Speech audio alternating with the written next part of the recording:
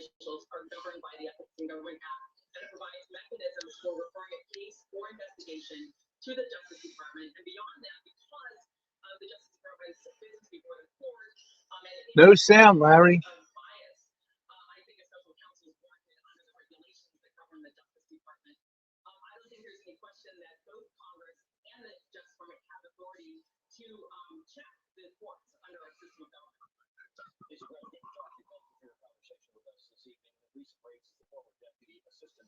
Still no sound. Nope.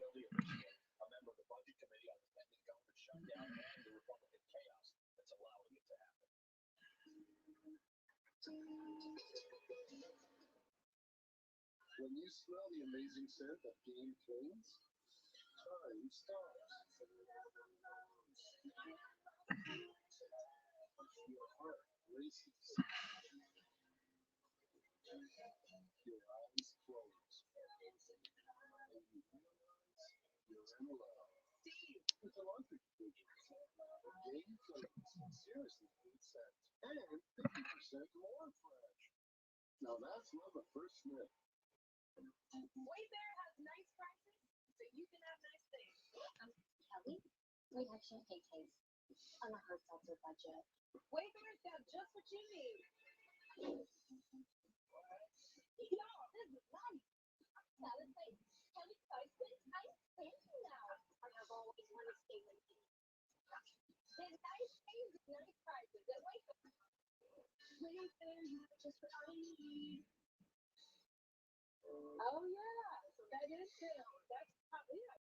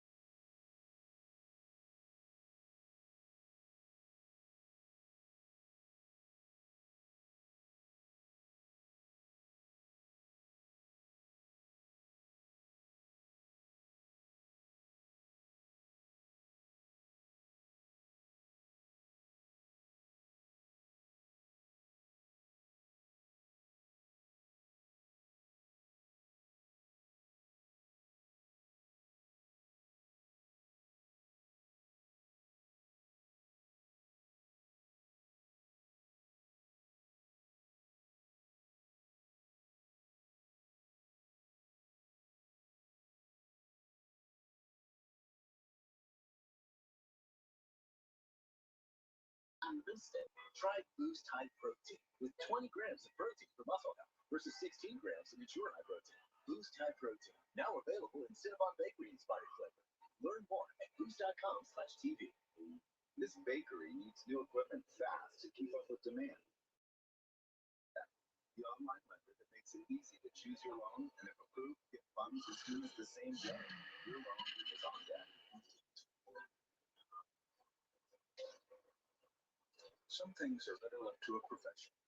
And I should have tried to remove my own opinion. Like when it comes to finding financial advisors. What was I thinking? So leave it to Smart Asset to find them for you. Take the free quiz at smartasset.com. Then you'll be matched with a Still no sound, Larry. financial advisors.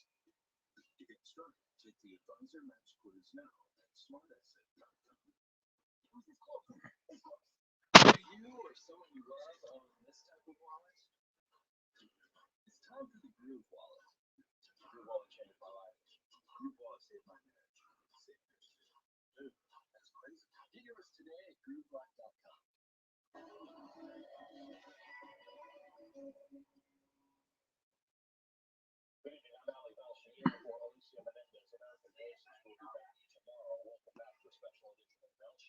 We begin this hour with dysfunction in the House of Representatives.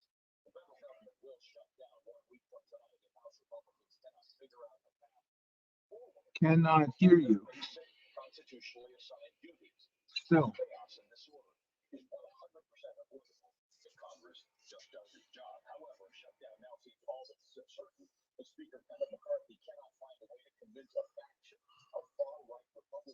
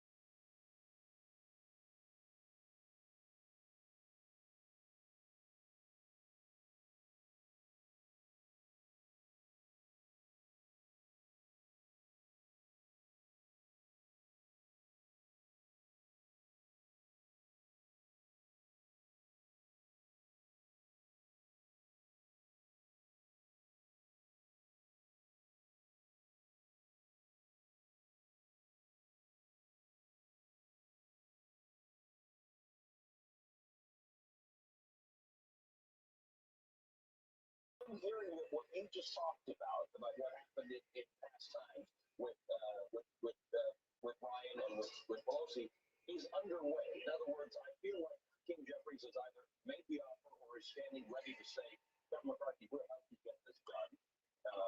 You give us something, you'll get the vote. Tell me whether you know that to be true, and if true, how that plays out for Governor McCarthy, because those guys on the far right are going to move to have their move to speak with you guys. Well, I don't know what conversations Lee Jeffries has had. I know the conversations I've had with him over time. He's demonstrated and expressed a willingness to have this conversation. And in fact, we don't need to look back very far. We don't have to go all the way back to the Paul Ryan and Nancy Pelosi conversation. We can just look at May 31st of 2023, when Democrats and Republicans came together, 2/3 of the Republicans in the House, almost 3/4 of the Democrats in the House.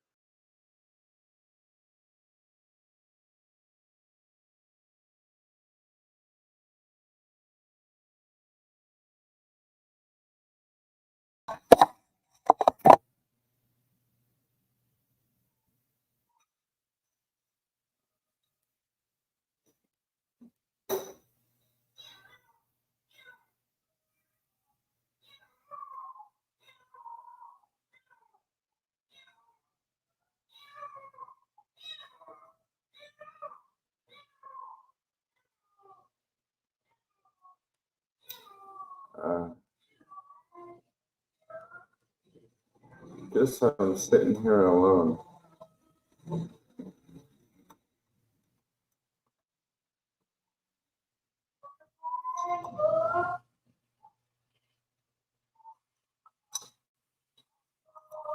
Hello, everybody. Welcome to Lazy Larry's channel, where nobody shows up.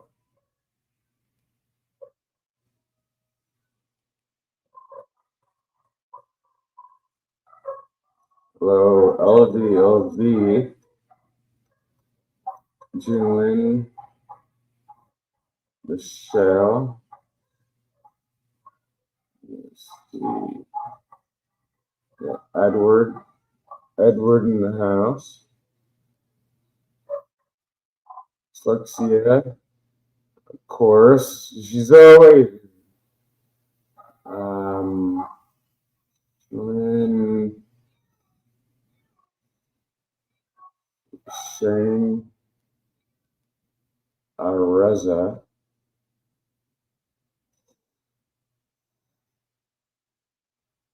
Daniel.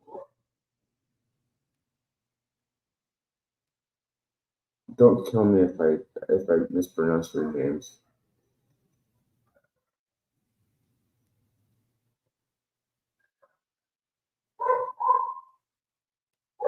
That's as far as it goes. How's everybody doing today?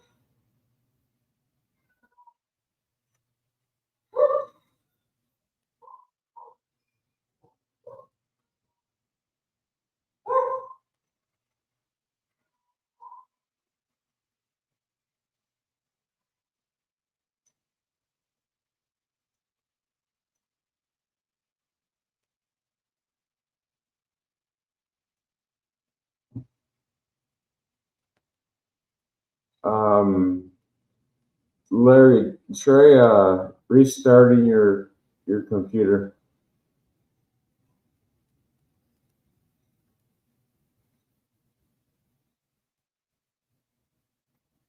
Try rebooting your pooter.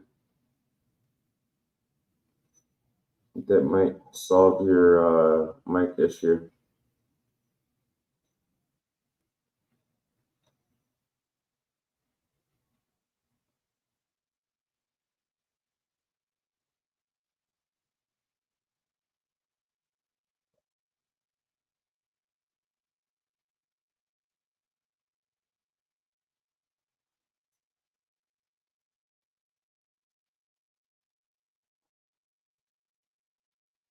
But I guess, I don't know, if people want to come up on the panel, I'll try to keep it alive.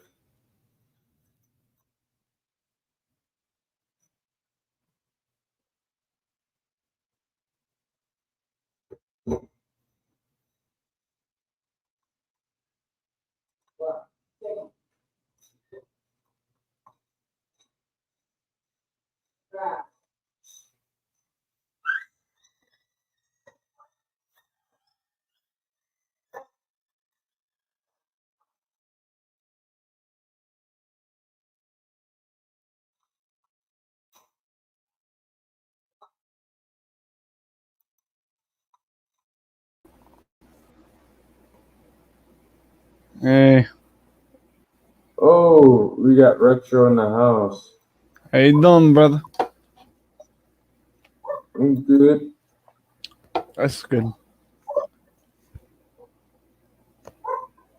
Oh, that doesn't work. Yeah. Whose stream is this? Yours or Lazy Larry's? Lazy Larry. Yeah. I just try to. Post the link for it. And it did something like 17 miles long, which probably won't work. Hey, brother. I just woke up like 20 minutes Hey, ago. you just woke up. I'm freaking tired. I still have to get some work done. Hello, Mac Daddy. How you doing? Hey, how you doing? Did we get Larry back up yet? Doesn't look like it. I don't know. Oh. His microphone ain't working, I guess. All right. Did you see what I typed in? Hold on. I'm I looking at. I typed in Rutro, where's retro? Oh, thanks, buddy. Retro. Riggy. RUT squiggle RO. Rutro, where's retro? Hey, thanks, buddy. I appreciate the pun. Speaking of retro, I got a new McDonald's cup today, 50 cents each. They're 1988. Where's the other one? There's the other one. They're both 1988. Who Framed Roger Rabbit? Oh, they're cool ones. The McDonald's cups. I used to have the McDonald's seasoned plastic Melmac plates. They were cool. I'd like to get one of those. All I have is a whirly bowl by McDonald's with the spoon. I had the whole set of 4, and my cousin put them in the microwave and messed them up on me. Oh, the bastard. Yeah, I know. I had a McDonald's laying glasses too. Dude, I tell him, I'm not him, my housemates, mostly my adopted sister, my adopted brother. When you go to wash my dishes, if you're often, which I don't like them washing my dishes because they tend to play in the dishwasher. I tell him that ruins the logo. He's like, "What does it matter? It's like the value of the product, the fact that it has a picture on it that's pretty, you know." And I tell him, "Look, I don't want them ruined. They're valuable. I use them and with pride, you know." I used to have one from the 60s that was Magilla Gorilla playing the piano. Is that like McDonald's branded? That's Looney Tunes, Warner Brothers.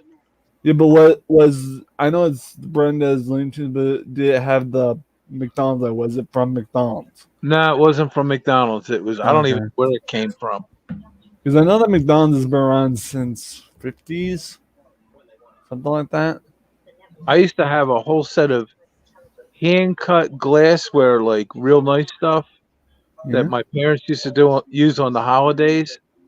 That came with laundry soap. Laundry soap? Packed in powdered laundry soap. Hand-cut glass. It's like highball glasses and tomato juice glasses and some cool stuff. Sounds really cool. Hey, Mac Daddy, I tried this today. It's the Oreo International Blight Iced Coffee. It's actually pretty good. It tastes like an Oreo McFlurry almost.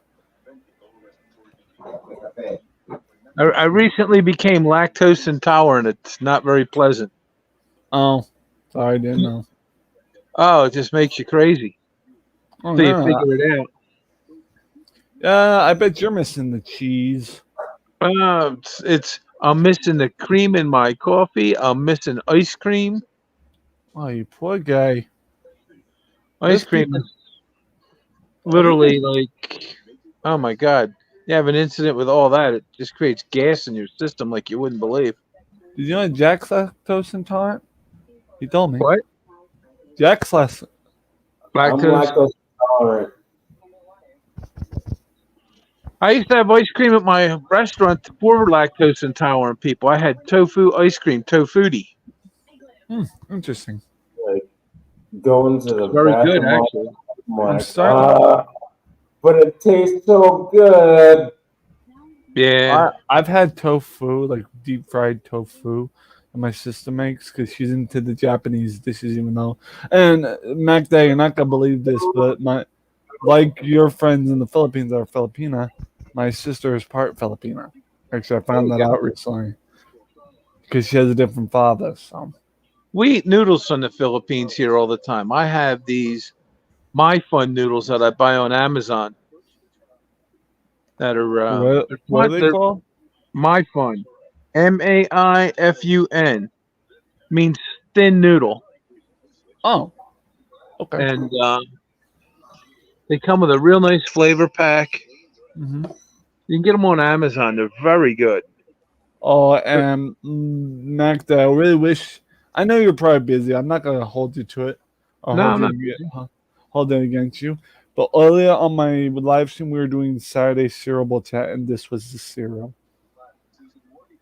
It was a Halloween cereal showcase, and I had brand new. I had two brand new intros. I was hoping you were gonna be able to see, but I know you're busy, so I went. Oh, I'm good. It's I'm not a.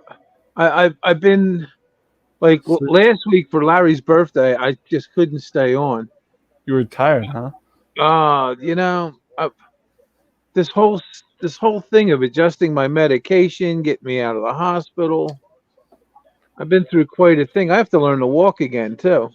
Oh, I'm sorry, little Mac Daddy.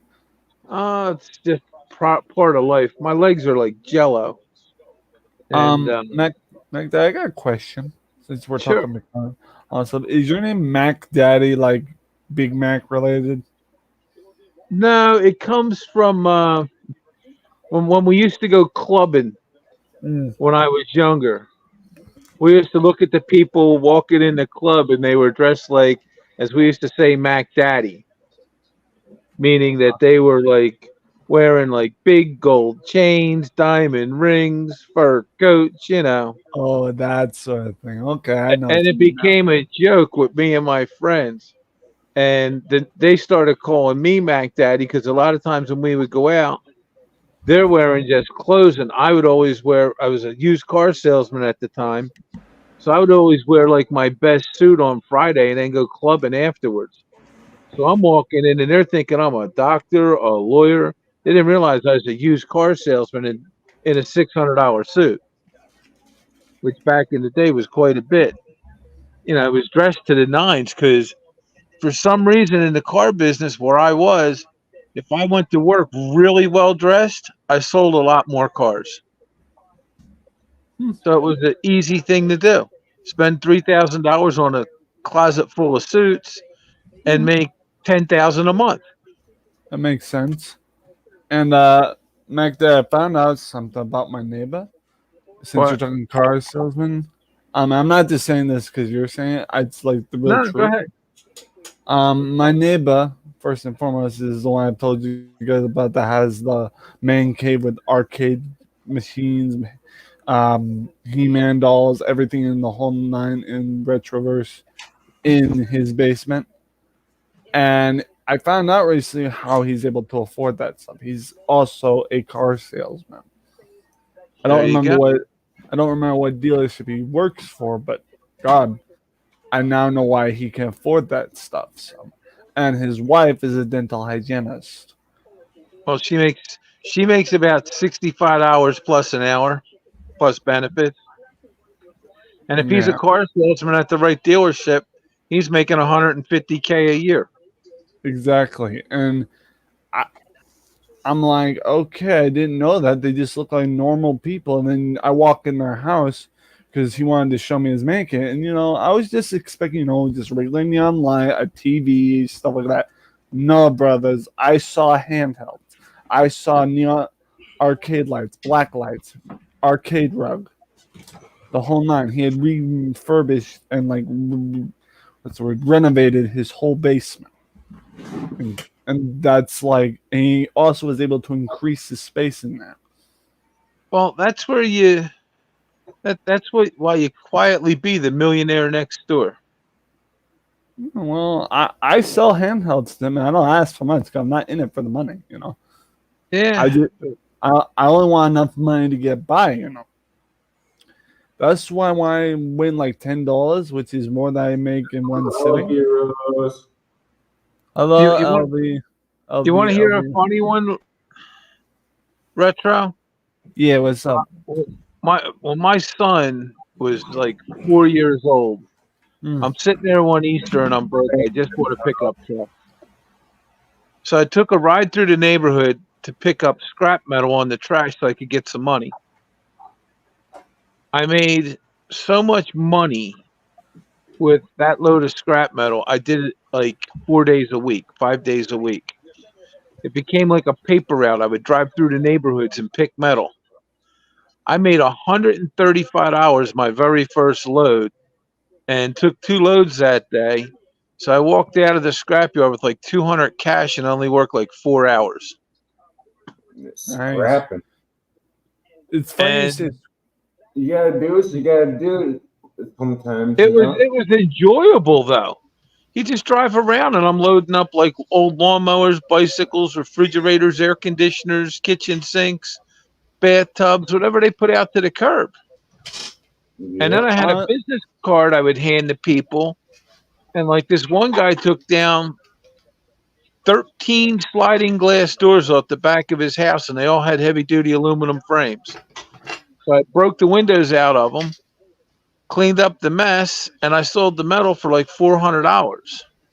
damn, you're an entrepreneur, If dude. this put out, They if would, this put out the curb, it's free for the taking. yeah, it's all free for the pickings. And the funny That's part free is, money.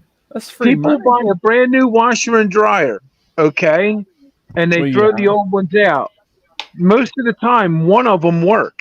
So I used to sell washers and dryers and dishwashers, and people would Jesus stop and Christ. hand me lawnmowers, bicycles. I mean, you name it. That's why they call me Mac Good. Daddy. He the Mac and the daddy of everything. So Well, I used to sell yachts too. It's funny. I've done it all. a yacht. I used to sell big boats for a while.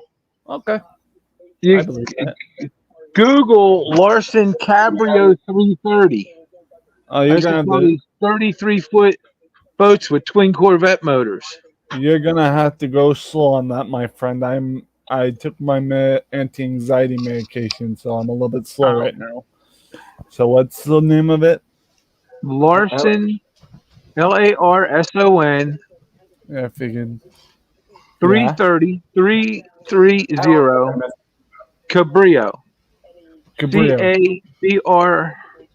And it's just I-O. Cabrio. Just Cabrio after, Yep. and then okay, I see it.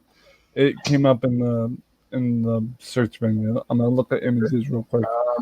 Hello, Good again. stripes. You sold those, man? I used to sell them for 150 to 180,000, depending on how they were equipped. And they would do 65 mile an hour on the water. Man, is that like a pontoon? No, that's what they call an express cruiser. Oh my god! So basically, yep, it's smaller. It's 33 feet long, and it's probably 40 feet with the swim platform on the back. I always sold them with the swim platform on the back because at the boat shows, I'd be Oh. standing there on the swim platform acting like I'm dancing, telling prospective buyers, husband and wife, look, it even comes with the dance floor as I'm playing Frank Sinatra music on the stereo. Oh my god! We ever did that on YouTube, we get copyrighted. Hey guys, can you hear me now? We can hear you now. Hi, Larry. I'm on my cell phone. I'm on one of my cell phones. I can't get my mic to work, so I don't know what's going on with it. Hi, Larry. So I'm using my Ninja channel to come up. But like I said, yeah, I can't get my mic to work. Can you hear It us? just at least? doesn't want to work. Can you hear us? And He can now. no, Oh, you hang can't on hear a us? second. You can't hear us? Wow. I can hear you guys. I can hear you even before I came up. I was always able to hear you. So my the audio was working, but the mic's not working. Probably got a Okay. bad patch cord. I don't know what's going on. I started having trouble with my old mic this way too, so I'm gonna have to probably tear it apart and see if I can figure out what's going on. Okay. But so we'll see. Well, your I'll mic, take my um, put Larry, my hat back on. Larry, your mic was just working on your other screen. I saw it moving. What's that? On your other screen where your mic is hooked up, I see it moving. The vibration of your mic. On your It's other, moving now. It's moving on this one. it's moving on that screen that you have your computer screen on.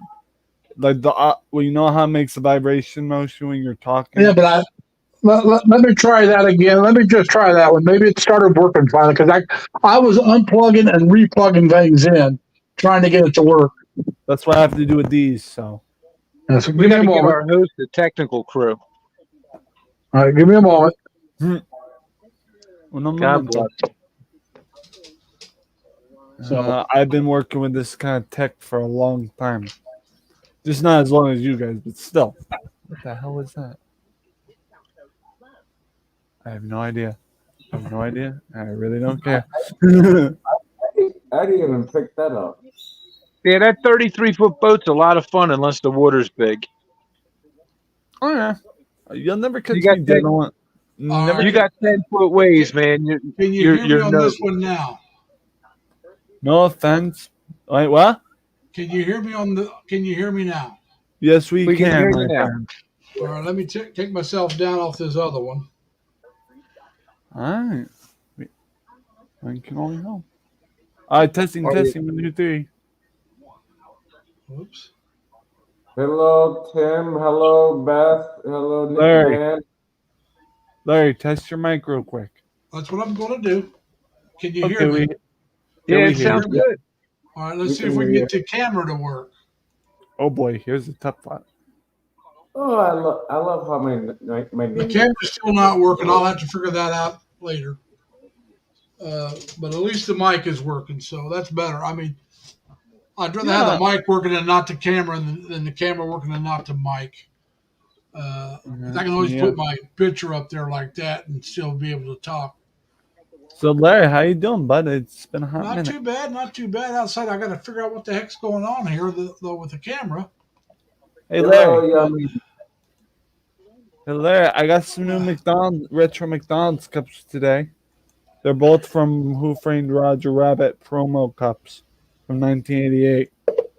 And to prove that they're McDonald's, look at the backs. But yeah, it keeps going to. Oh, what? Yeah, I'm just trying to figure out what's going on with the camera. Oh, okay. And there it wait. is. I Nah. had to go in and rechange the setting. Oh, they do that all the time, man. Yeah, but I didn't change the settings. What I'm saying, it keeps changing it on me. Larry, Update. take it from me, and Nectar's right. Update. Oh yeah, LV. Hold it. Come on. LV. LV. LV's on our Ninja channel, which is LV. Not really Ninja Town, but I get it. Hey. Hey Beth, how you doing? Yum yum. Welcome.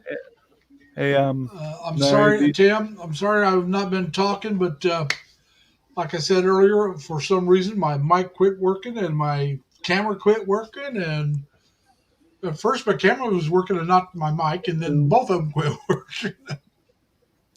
Larry, Hey, yeah, Roger Rabbit. wait, I have it on the wrong side. Who Framed Roger Rabbit and their 1988 McDonald's cups. Yeah, I got them today for 50 cents each. that's not bad. Can I ask a tough question? Me Go ahead. or Larry? And I don't know to the room in general. What do we think of Dan's new format? He keeps changing his format, and I don't know. What do He you mean never by brings format? Well, he never brings anybody up anymore. He now went to this new format where I don't even know what he's doing. He's kind of doing what I sometimes do, talking amongst myself to the chat. I do it sometimes because I get bored. So, Yeah. but he's Well, probably doing it for a different reason. I think he's doing it to cut back on how much time he's Yeah, it spending. takes them to prep and everything. Yeah, I can understand that, but Well, because I, you got to remember now, how many live streams was he doing a week? And 3. he was doing 3 or 4 every week. Now he's doing 4. But Beer bag. they're each a half hour now instead of an hour and a half, so it's a lot simpler. Larry Beer Bag. I gotta see if my grand's cooking dinner tonight, and if And I'm not, not criticizing in any way. Don't get me wrong. You know, Hey, boss, be right back. I just don't find it as enjoyable as your live stream, Larry. well, so everybody's got a different type of live stream they like to do. Oh, that's what I was going to say. Everybody does it their own way, and what they bring at you is what they offer or bring, and there's nothing wrong with that. You know, it's what you want to do. Yeah, I still enjoy Dan's, but I enjoy it with the because of the people that come in and stuff like that. Yeah, I enjoy this too, but it's all, you know, I don't know. It's different than what it used to be. Yes, I Yes. agree. But like I said, I mean, so many of us are with Dan. We're connected with me or somebody else, and so I mean, the ones that like to talk can more than welcome to come here and come up and talk.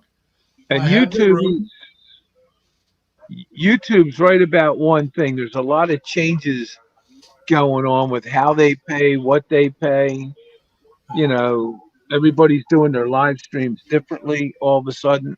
A lot of change going on right now on all these platforms. Well, like I said, for me, I've got more subscribers than I ever thought I would get. I got 640 as of today, and which is fine. Yeah, you're headed towards 1,000 very nicely. Well, like I said, if I get there, great. If I don't, that's fine. I didn't start this channel to make money. That was never my goal. My goal was to give me something to do, some type of entertainment for myself, especially when I retire. It'll get me out of my apartment. Go ahead. Sure. Retro, go ahead. So me and my mom also went to, when we were at the thrift store, bought this journal or sketchbook, either one. And I thought it was just a blank dry. Went through the middle. Turns out, mysteriously, it's an unfinished novel that someone was writing. Because if you look right here, oh, that's interesting. Yeah, they were trying to make it into a novel and never got finished. And there's this cryptic, well, not cryptic as in different writing, like cryptic poetry message. And then it goes to the next page where it has some font where someone was beginning to write the story. Next page, it was another one about this story. And then by the third page, it's the last page. And then there was what I wrote. That's where it ends. Like the story, like a weird, like whoever was writing this ended the story right here and didn't even get to finish. It's a weird coincidence. Well, but how many people bought that book? Oh my! I mean, if it were finished, I would think it's a you good could publish it as a ghostwriter on Amazon. Nah. I want to write in it because I have to journal a bit because of reasons. I like to document stuff. I bought something cool this week. Oh, is it mysterious? I bought a it's just kind of quasi normal. I bought a Globe meat slicer, 12-inch, so I can slice my own cheesesteaks. I have to Google that. What's it called? Globe meat slicer?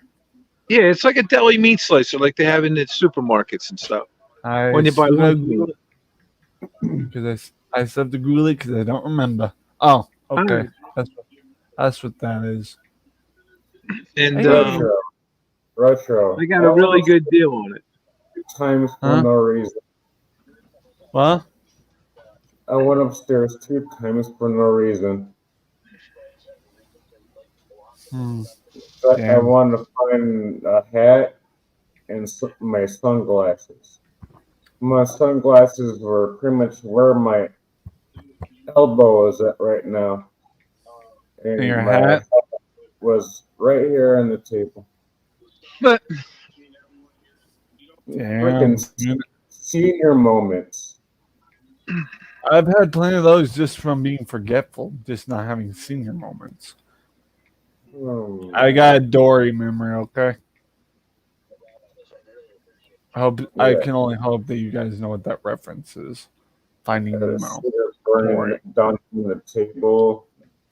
Alright, I might as well have a cigarette at what 7:38 I also in the got a new morning. mouse pad. Got a new mouse pad. Because my other one's falling apart. Mm. The SpongeBob one is going to be laid to rest pretty soon. It's already peeling. I've And been it's from- applying for Oh, I'm sorry. Go ahead. I've been applying for Social Security and state benefits this week. Oh, how'd that go, buddy? Actually, it went pretty good. They're going to give me the state's going to give me $259 a month, and Social Security, if I can get it, should give me about close to $800. Yeah. So, Okay. I I don't know. got state insurance back home, which is What? pretty Oh, good. go ahead. I got state insurance back home, which is pretty good. It's like the most I'll ever pay is like $5. Well, I'll tell you this, Jack. It took 2 years for them to finally get me a dental appointment without Was it- costly. Yeah, they told my son it would take a year, and they got him done in 4 months. But some of this dental stuff is crazy. I can't read this. And we thought doctor visits were horrible back then. I have a problem.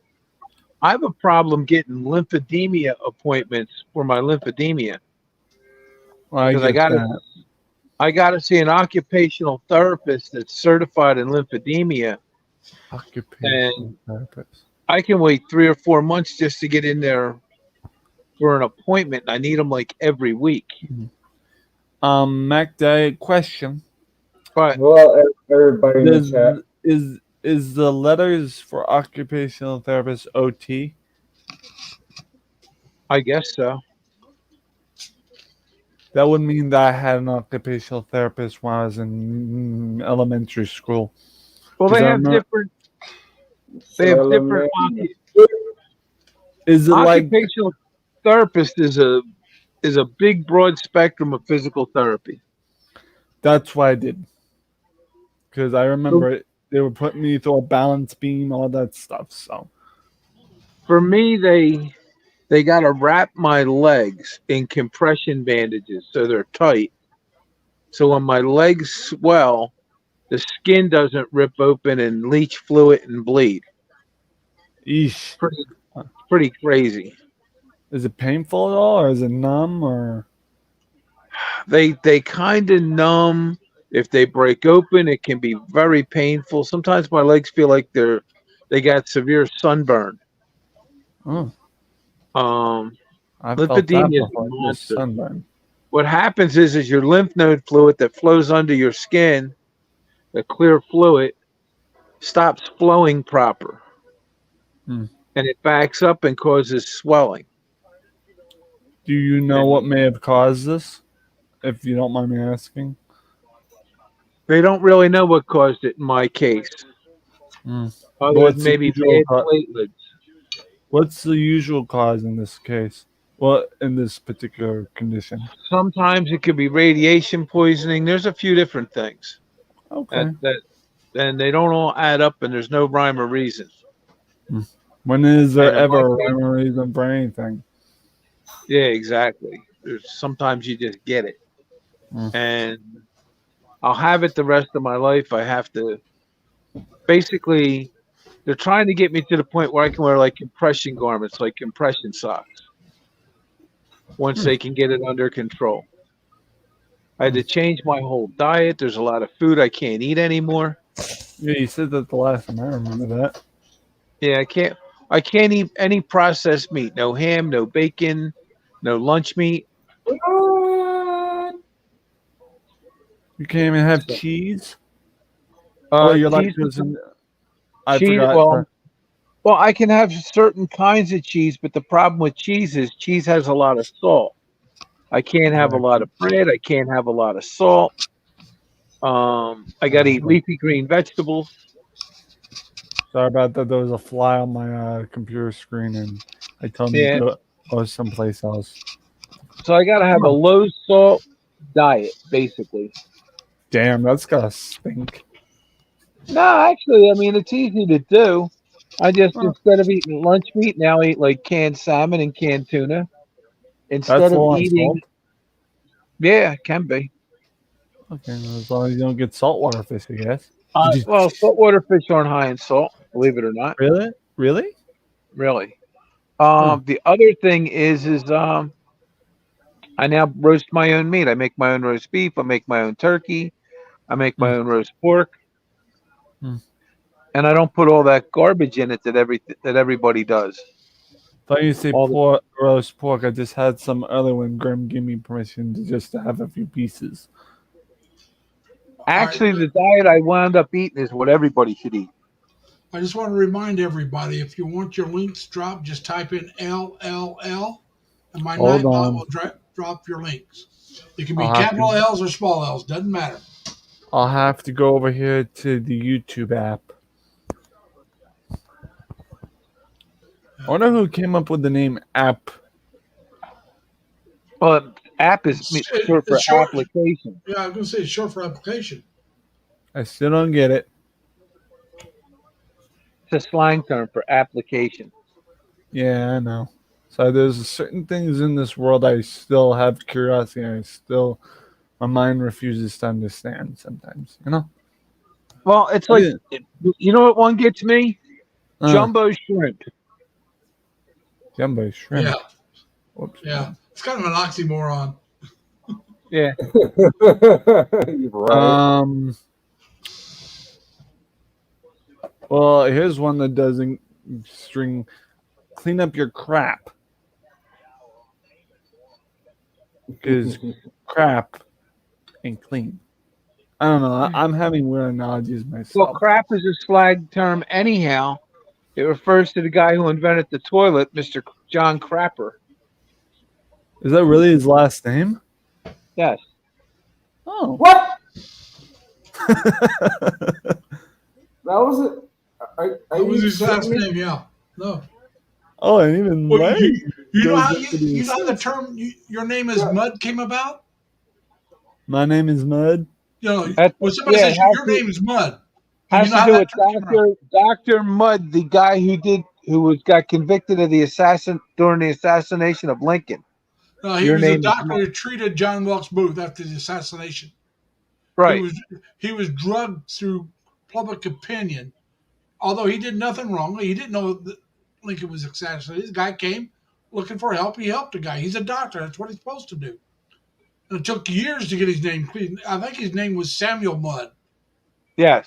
And that's why people say your name is Mud. In other words, we're going to run you. Your name's going to go through the grinder. Yeah, we're going to disrespect you forever. Yeah. What kind of ironic names are we going through today? There was a song called "My Name Is Mud." And he says Thomas Crapper, baptized 28 September 1836, died 27 January 1910, was an English plumber and businessman.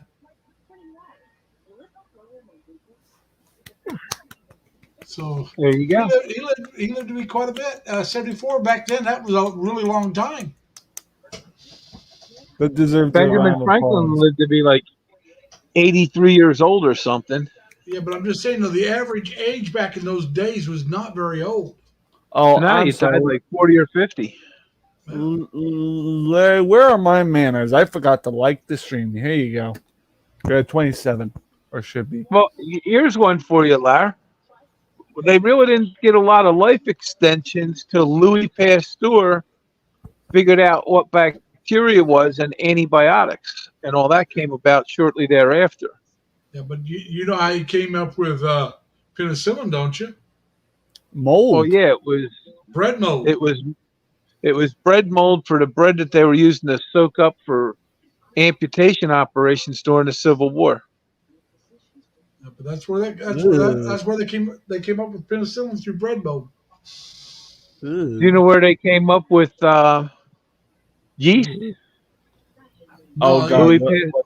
Louis Pasteur invented yeast, ways I to thought yeast was make a it. natural. Well, Well, how was it yeast is invented? natural, but he invented ways to like collect it and grow it Okay. and expand upon it. My last name is Beck. That means baker by a brook in German. You were a Beck, you were a baker. And what they used to do is they used to use stream water because it contained fungus to make bread with. And that's why in the old days you had to make sure that your bread was well baked, or you could get sick from it. Yeah. Well risen and well baked. That's why you don't eat cookie dough. Unless it's ice Well, cream. you don't eat that because of salmonella and egg yolk. Yeah. I usually eat it. Yumi says she makes her own yeast.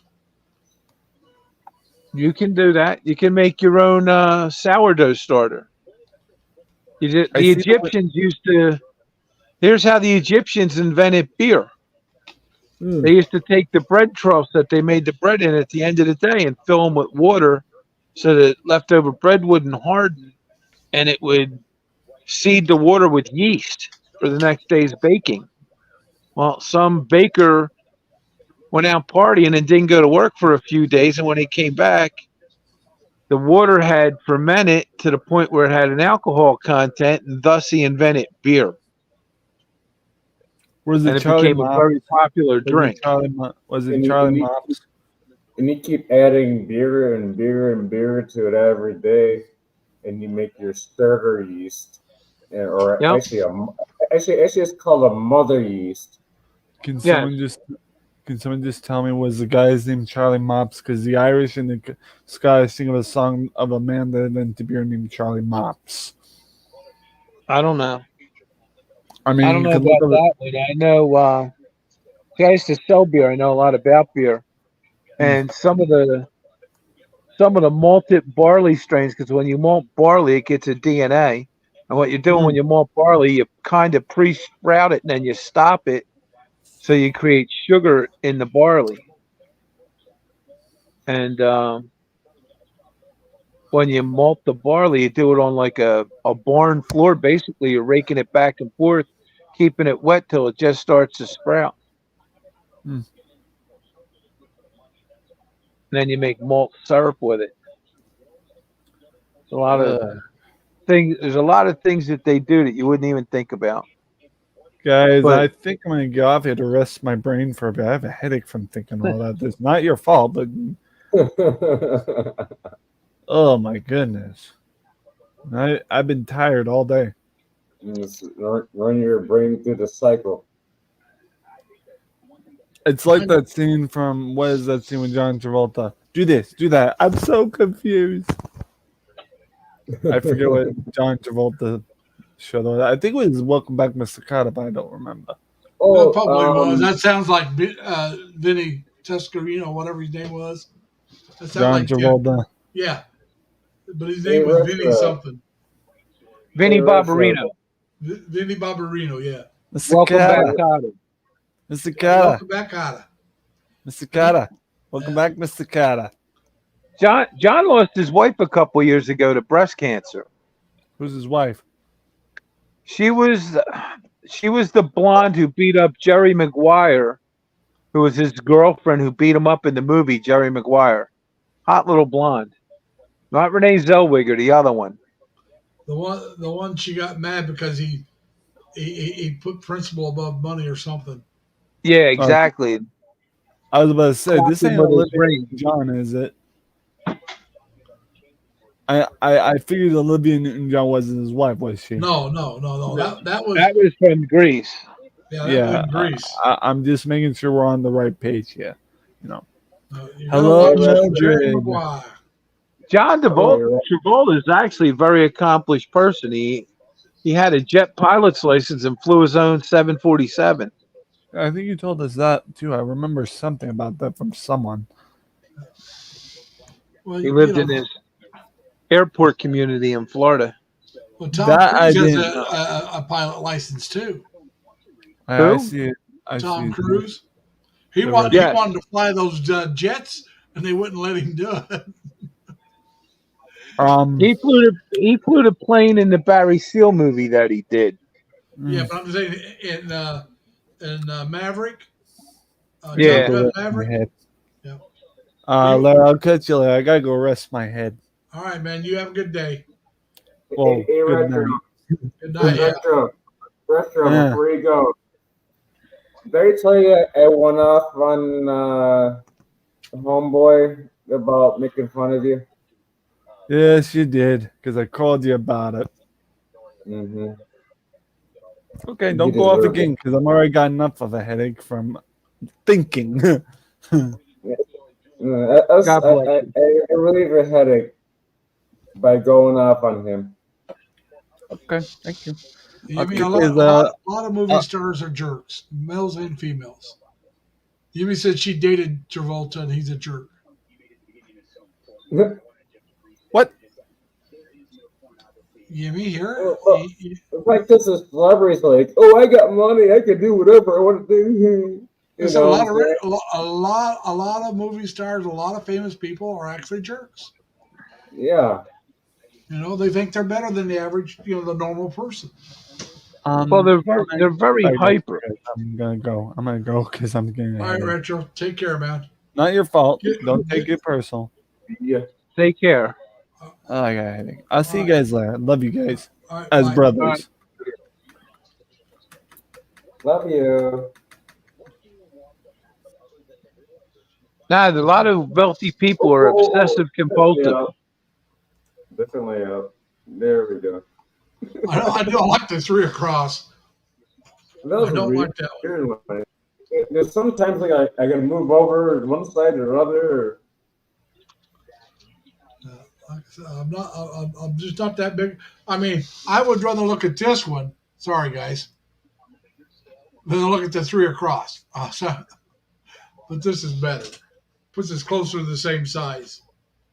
Yeah, some guy went up on Retro calling him retarded and I'm That's like, not nice. Now, It's not even fair. oh my god. well, there's always trolls. They say you don't make it until you have a troll. I really don't have a troll that I know of, so I haven't made it yet. I've been a friend. I've been a friend with him for a while, but he just went off on Retro. I don't know if it's on his stream or someone else's stream, but last night I let him have it. I went off on him. You should have.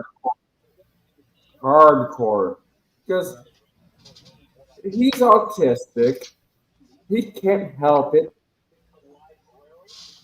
What can you Walk do? a mile in somebody else's moccasins before you criticize them. Yeah. And besides, Tim says being famous, he says he doesn't think he's a jerk. Well, Tim, that's your opinion. Mm-hmm. I know I am, and I'm not famous, so what the heck? I never thought I'd wound up the way I am.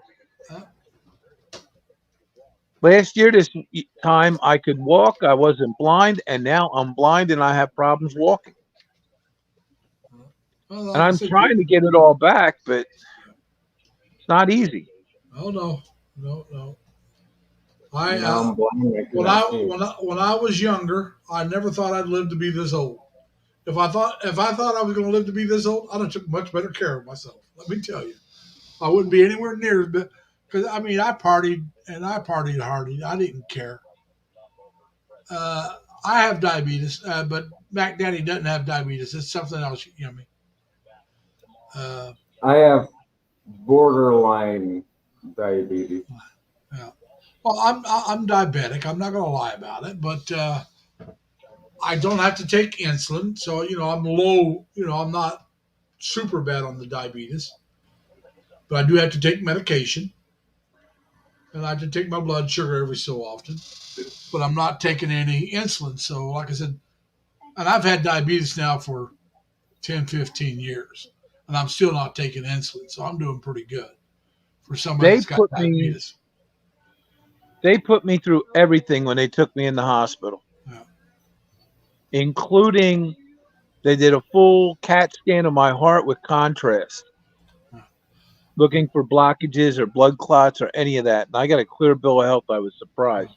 Well, the one thing I found out about my diabetes is that I have what they call Don phenom.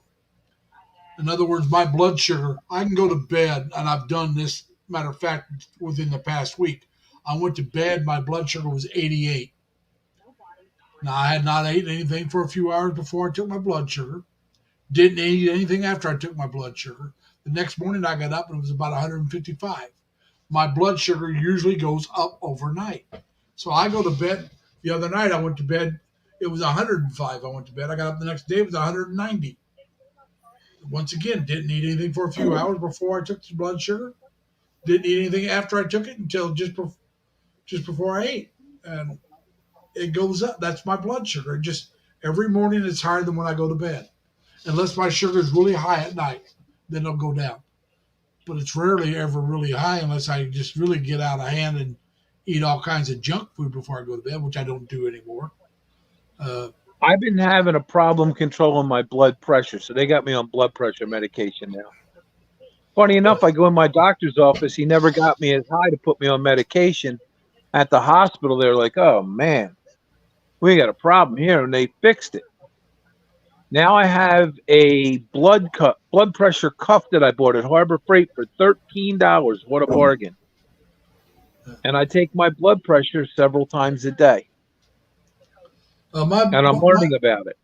my blood my blood pressure is just off a little bit, but not enough that they have me on medication or I don't have to take my blood pressure. But and hey, girlie, how you doing, girlie? Cena just joined us, and Yemi, I only dream about the kind of sugar you get from loving someone. Okay, Yemi says you dream about sugar, Larry.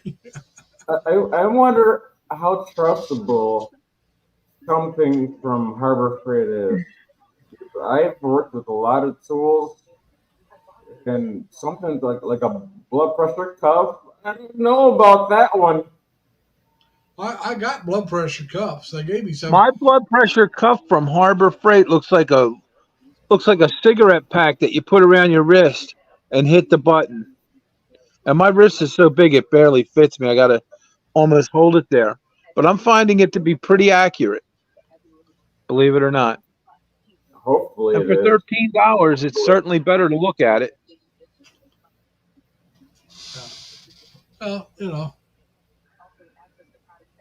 Can't hurt.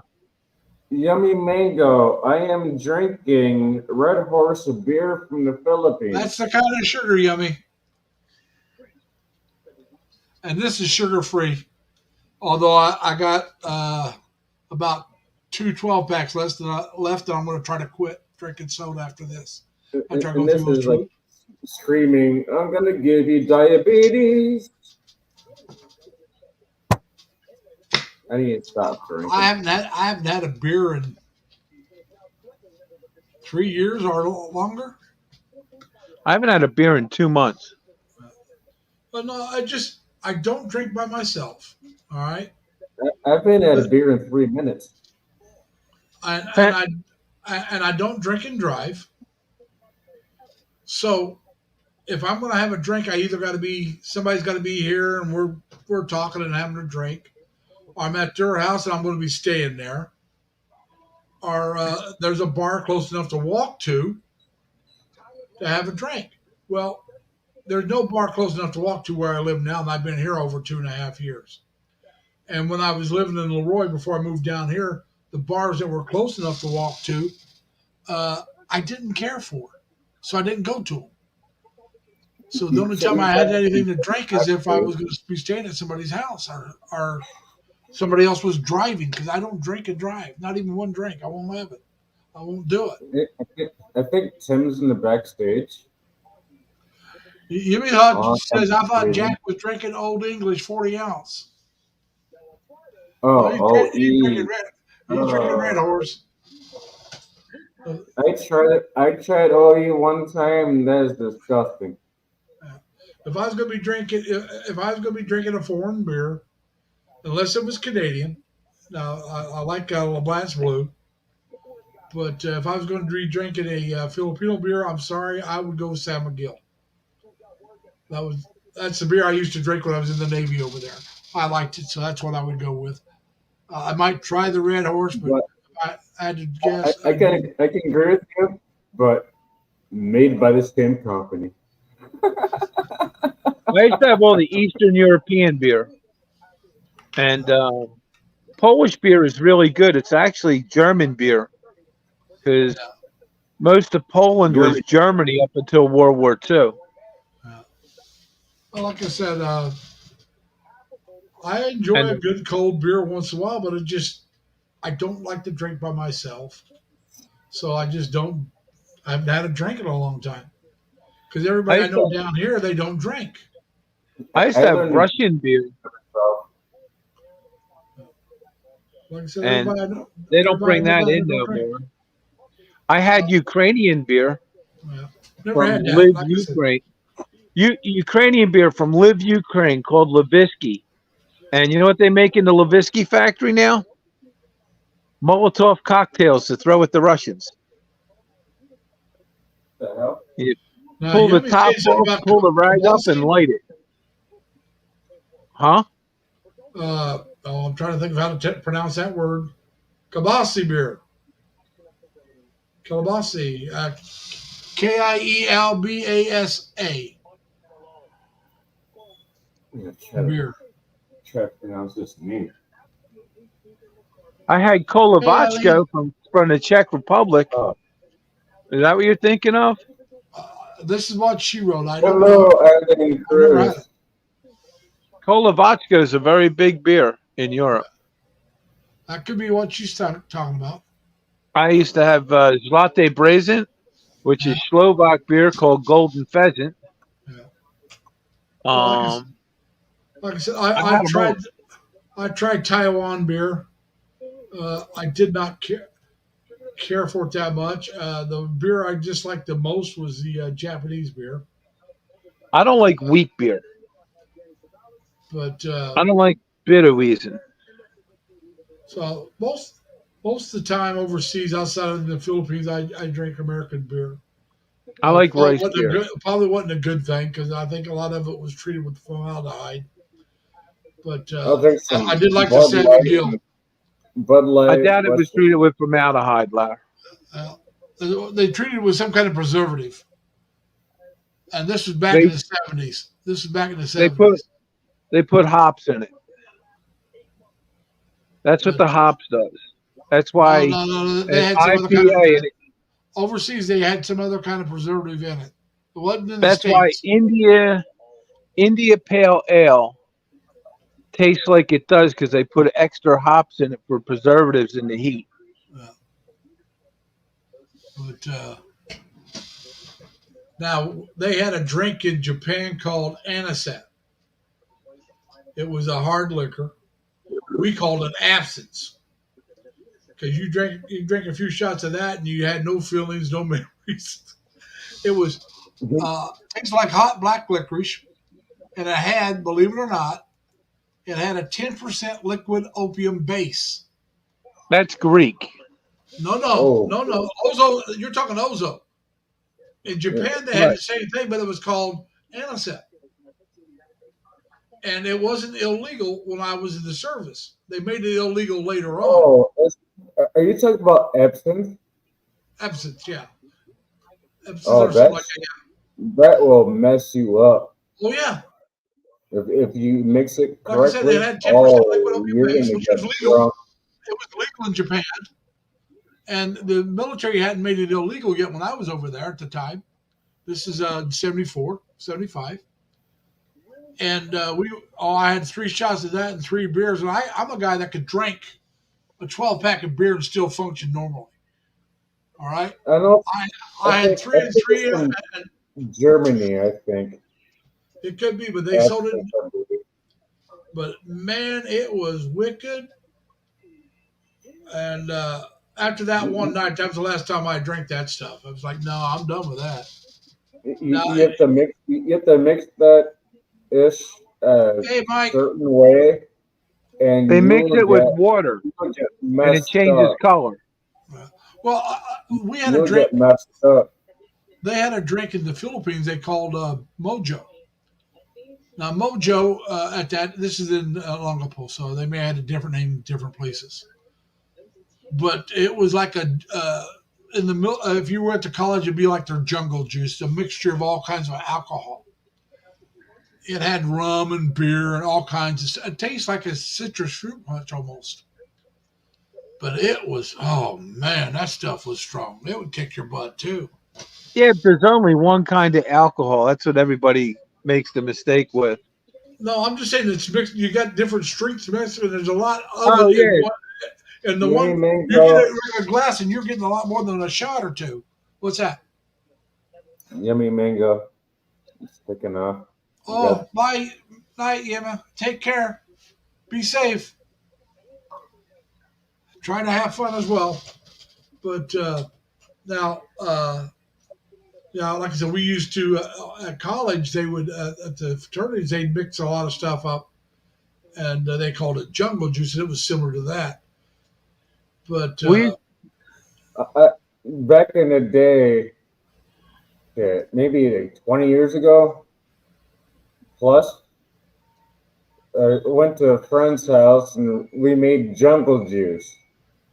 Everybody's just dumping. Oh no. no, I hit something. Hang on, I thought I was doing something, and I did that instead. Everybody's dumping their alcohol in this cooler with ice. It still tasted good. Oh yeah, that's what I said. The jungle juice, or you used take all the different alcohol and you mix it together and stir it up, and you might add some fruit punch or Kool-Aid or something in there. We used to. It's more alcohol than anything else, and We used to take green and red Swedish jellyfish, the penny fish, the candy ones, and we'd put them in a 10-gallon tank with Everclear alcohol and Hawaiian punch and float the fish on top and put an air stone in it with ice at parties as our punch bowl. We were in the pet business. It was funny as hell. Yeah. And the women, we used to get all the women drinking that because we had it tanked, as we used to call it. That's what. The jungle juice. That was what the girls would drink mostly, because the guys would drink beer. Oh yeah, exactly. We used to get the ladies really drunk. Now, another. I'm trying to think here. Mine got distracted. Now, another drink I used to drink once in a while, and it was very seldom, but I did it a couple times. It would sneak up and kick you in the back of the head if you weren't careful. Sloe gin. Have you ever had sloe gin? Yeah. I'm from Philly, where they made it. Well, that stuff, you're drinking it, and it tastes like, a punch drink. We used to drink what they call a slow screw, sloe gin and orange juice. Yeah, we used to drink a sloe gin fizz. And if ginger you're ale. sitting, but I'm just saying, you're sitting at the bar and you're sitting there having a few drinks, and you're thinking, "Oh, this is nothing." Keep drinking. Then you get up and start moving around. It kicks you right in the back of the head, man. We used to drink 151 rum. You want to drink something? You talk about Bacardi 151? Yeah. Yeah. Have a pina colada with a shot of that or two with it. I used to drink 151. And Mike, I was older than 14, but I used to drink Boone's Farm Apple. Boone's Oh yeah, Farm all the back- Boone's Farm wines are hilarious. Boone's I used Farm to was a drink cheap Boone's Farm wine. back in the day when I was like 19 years old. Wild Mountain Grape. But like I said, it was a cheap wine, but we used to drink it. And That's a fortified wine. That's but just I'll a tell you what, apple juice they add alcohol to. I would rather drink the Boone's Farm than Mad Dog 2020. Or I used to drink that too. Indeed, 2020. Mad Dog 2020 was properly named. Stuff I didn't want. But yeah, that's back when I was 19, 20, 21. After 21, I don't think I was drinking too much wine. Occasionally. But we used to drink 100 proof Sambuca all the time too. Yeah. But we keep talking. 80 proof and 100 proof. But I'll be right back.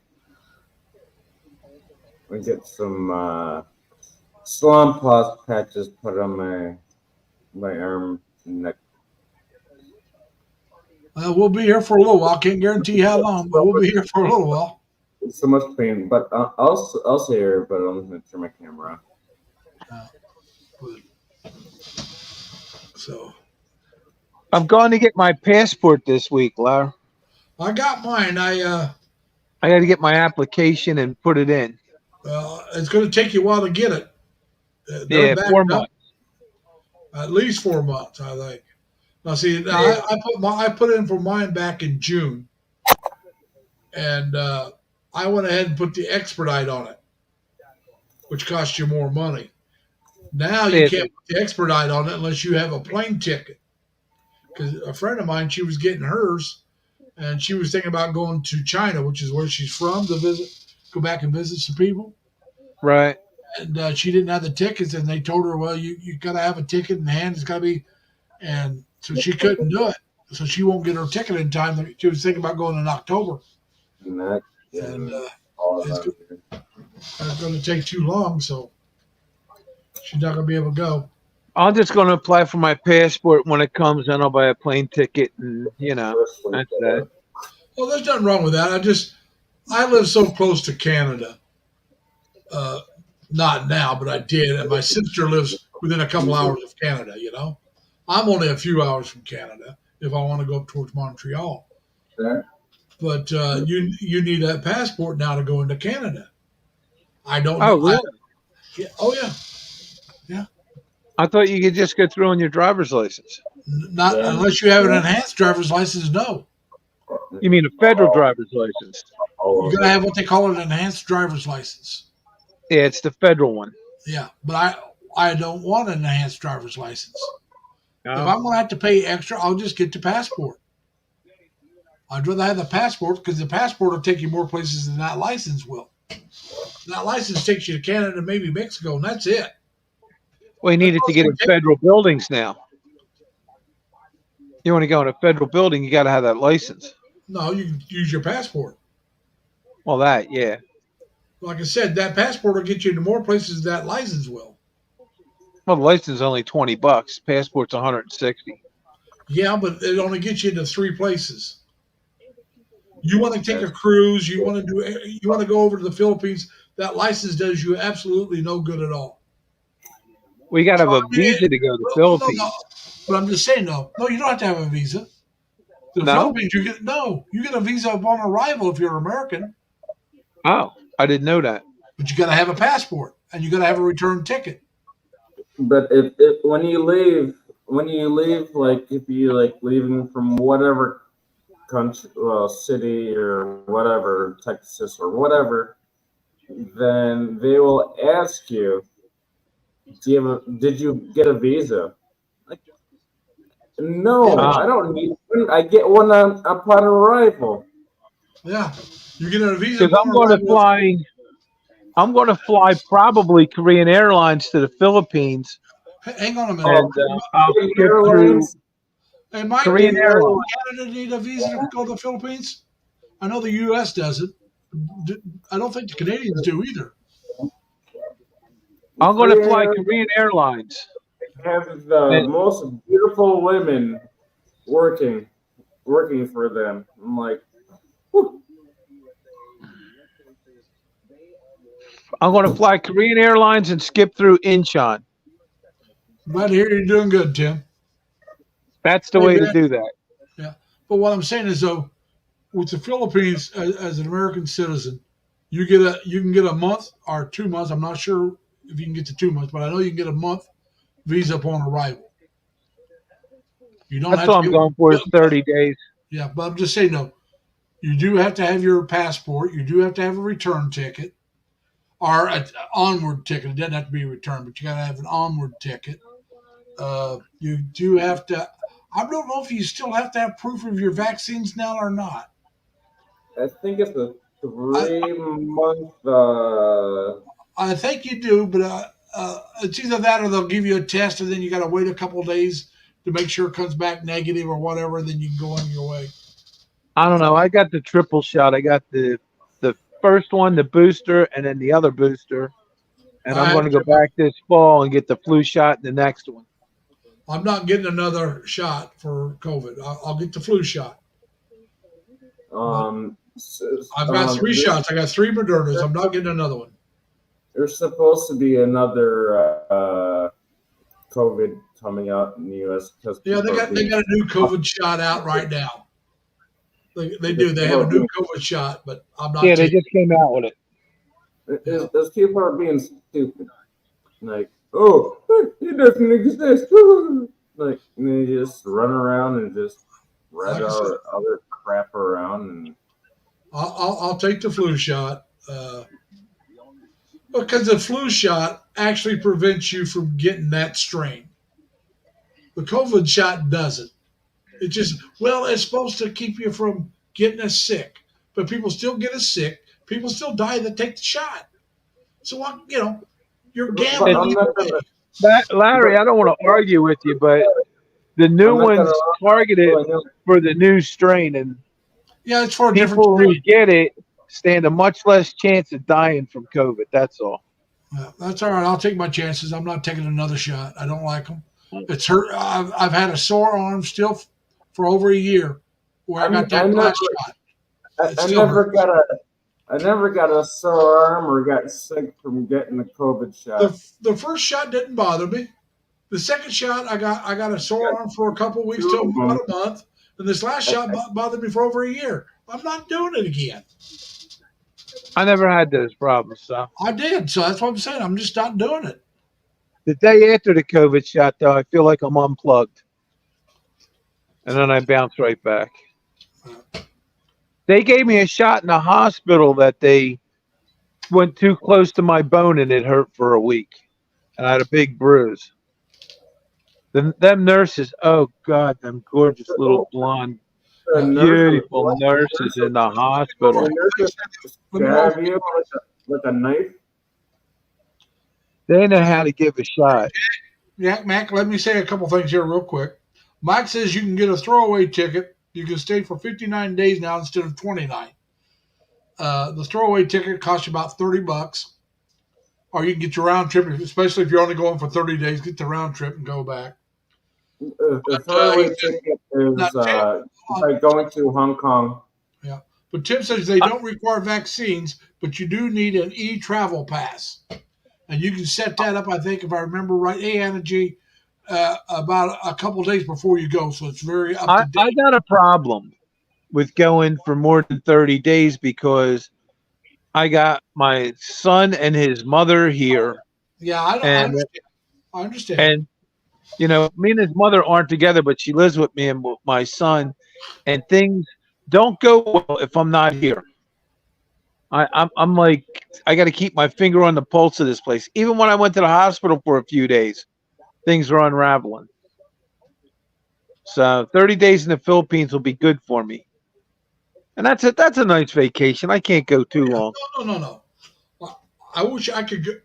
Like I said, if my mom passes away before I'm ready to retire, I plan on, if I can, swing it to go over for a couple weeks or so.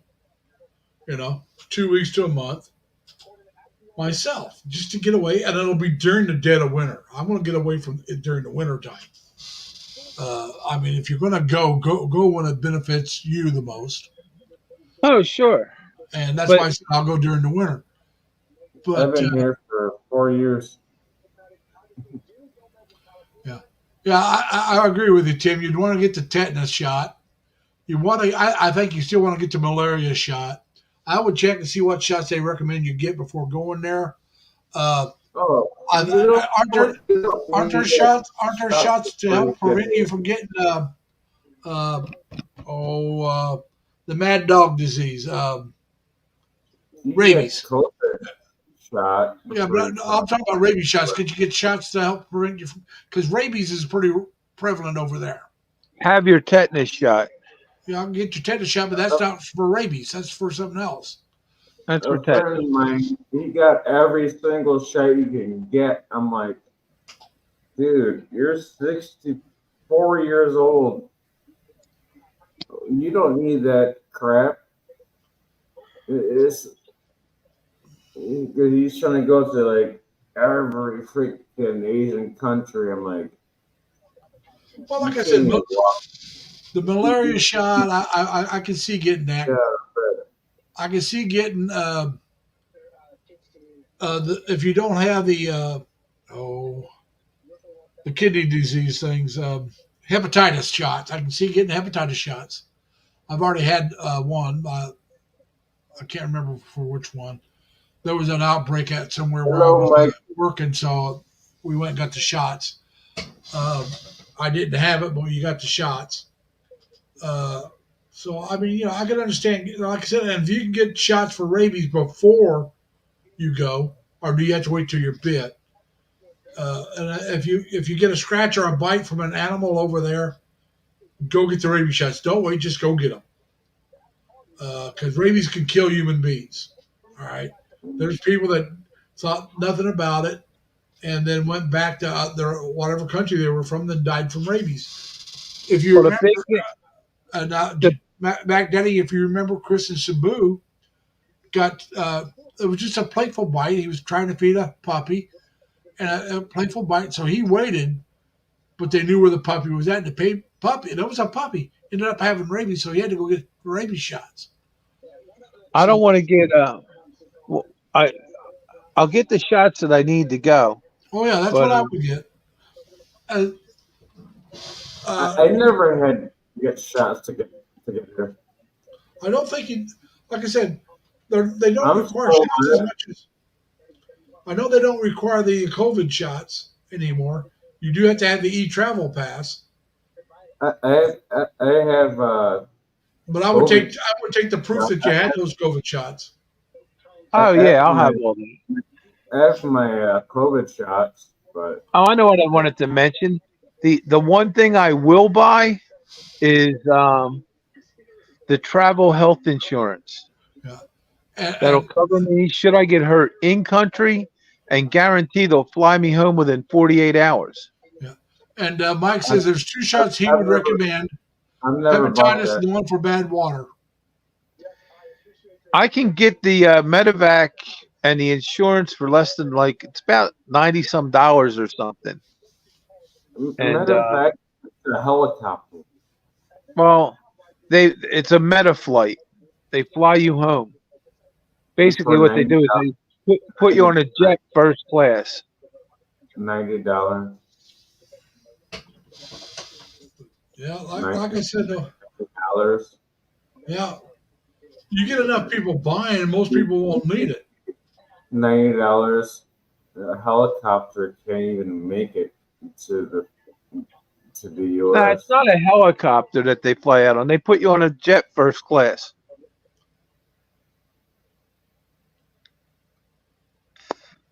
It depends on what's wrong with you. I mean, if you're in the Manila area, their hospitals are just as good as the ones in the States and Oh cheaper. well, that's you have a medical coverage, but if you need to be flown home, they'll fly you home.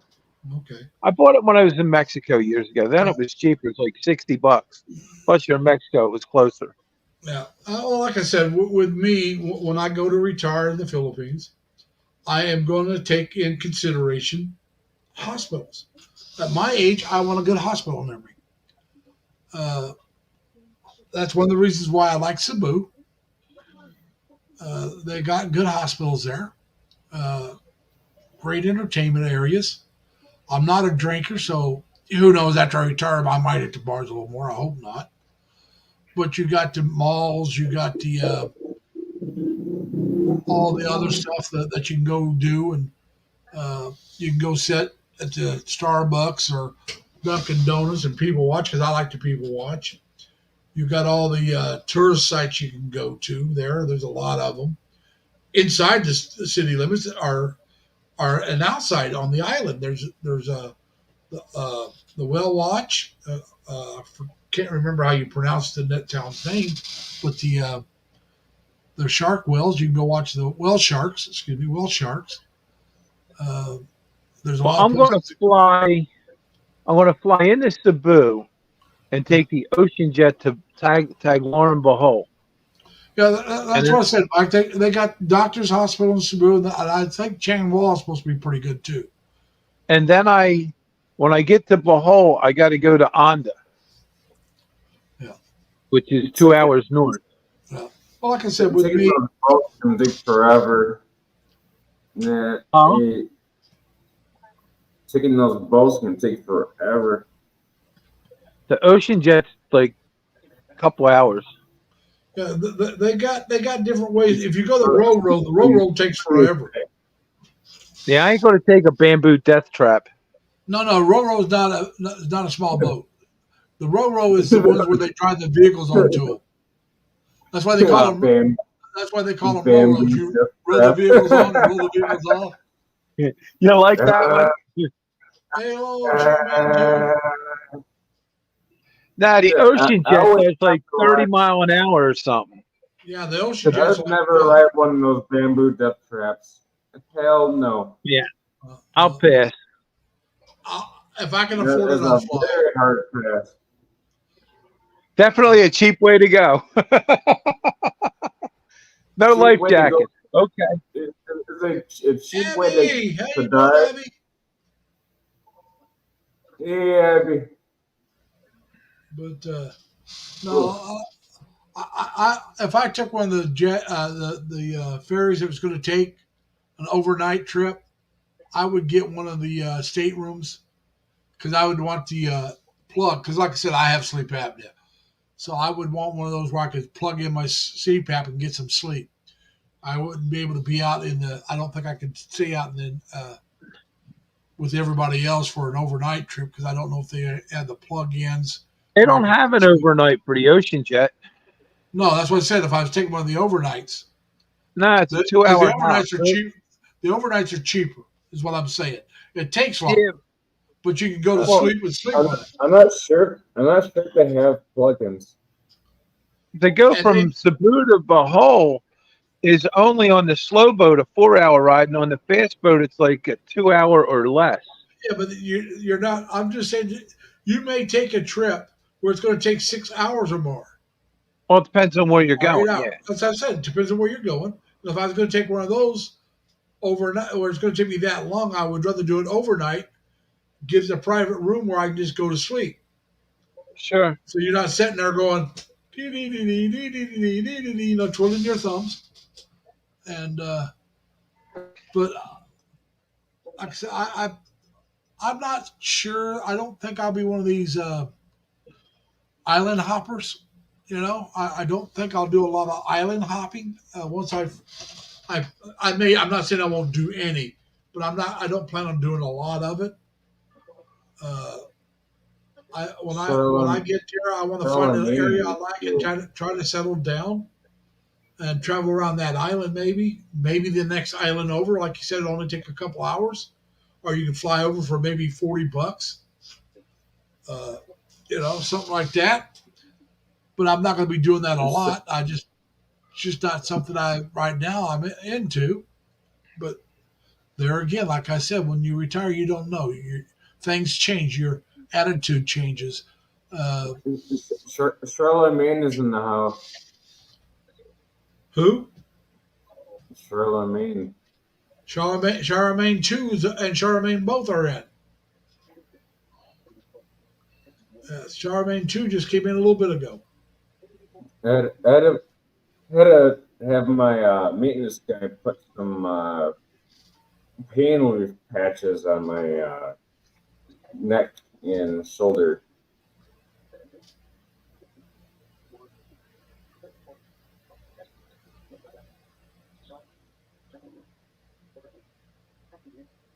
Oh, okay. Well, now what's that for? Pain Okay. relief. That's supposed to be some pain relievers. All right. Did you hurt your shoulder? I have a bad rotator cuff. Ooh, they're no fun. I'm not gonna have it fixed here. I will not have it fixed here because I have seen a lot of botched surgeries. No way in hell. Nope. Like I said, it all depends on the hospitals you go to. I'll go back home. I got free insurance, and I'll have it done there. Because here they'll hold you hostage. Oh yeah, until it's paid. Yeah, I've heard that more than once. But like I said, I still want a good hospital near me, wherever I decide to retire. Like I said, Cebu's got a couple of them that I've heard good things about. I know Manila's got some really good ones. Now At least you have some savings because you need 12,000 pesos to just get admitted to the hospital. That's $200 though. That's not bad. That's cheap compared to the United States, man. Yeah. I mean, like I said, you got to remember now. My insurance is Medicare. You know. Right now I'm doing well because I got the VA, but the VA won't cover everything for me. But you get VA in the Philippines. No, you can't get VA in the Philippines unless No? if you're retired or it's military connected. You can get VA Medicare health care in the Philippines, but if you're not retired or your problem is not military connected, no, you do not get VA care. No, Oh, and I will not be qualified for VA care in the Philippines. I see. I have Medicaid back home, which is yeah, it's the equivalent for Medicare, just for those that are not retired. Yes, I used to go to the. I have Medicaid, which is like what is that? I forget what the name of it is, but Part A, Part B. Part A is free. Part B is what Then you you- pay for. Then you B, got C, and supplement. D. Those are supplements. You got to pay for those. Hey, Simple Nanette, how you doing, Simply Nanette? I know when I had my deli in Philly, Hey, Jamie. I would deliver to the hospitals all the time, and then I would go to the VA hospital. The VA hospital was much different than any of the other hospitals. Just the whole place, the demeanor, it was just different. I've been to two different full service VA hospitals. I've been to the one in Buffalo and the one here in Albany. I've actually had pretty good care at both. But I usually, when I was up in Rochester, Buffalo area, I went to Batavia unless I really need specialized service. Now, Right. Batavia wasn't a full service. So if it's an emergency, they wouldn't take care of it. You'd have to go to Buffalo. If it was certain kind of procedures, you had to go to Buffalo or Rochester for. They were strictly an outpatient. Now, they had inpatients there, but there was long-term. You had to be long-term and admitted from one of the other hospitals to be admitted there. But they had the where you go see your doctor and you get your regular checkup and you can get your medicines, you can get your eye exam, X-rays and blood, your blood work and that kind of stuff there. But if you needed like a colonoscopy or a CAT scan or something like that, you had to go somewhere else. They didn't do those there. I was at Philadelphia. It's like one of the largest VA hospitals in University City, and well, all the hospitals in University City are huge. I ain't never seen hospitals so big. Yeah. And Philadelphia's got really impressive medical, that's all I can tell you. They invent medicine there. From Penn Presbyterian, the Children's Hospital, the VA, Hahnemann, Drexel, Thomas Jefferson. They're all right there. Wills Eye, Crozier Burn Center. They're just huge in the Philly region. Well, yes, Jack. What you don't want to say? I just want to say hi to the chat. Charlemagne too. Yes. Heavy, off the cuff, simply. Simply done that. To be Tim. Yeah. Yeah. Okay. One of the biggest hospitals I've been to now wasn't for me. I had a friend whose dad had a cancer, taking a spot of cancer on his lungs that was removed. And that was at the Cleveland Clinic. That is a large hospital. They're in Cleveland. They're not too far from me. Yeah, that's a very large. That's the largest one I've seen. They're like a 6-hour drive. They are very large. We got University of Pittsburgh Medical Center out here. They own all the hospitals these days and their own health plan in Pennsylvania.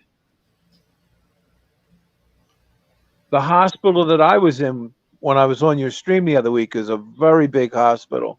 Yeah. Conemaugh Hospital, Johnstown, Pennsylvania is the regional hospital. They have like 4 hospitals, and that was their biggest hospital I was in.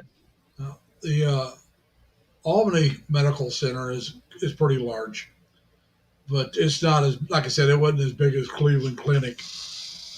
And the VA hospital was right next to it.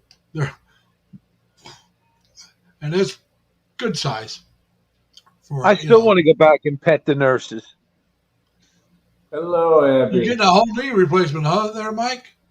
Now, when's that being done?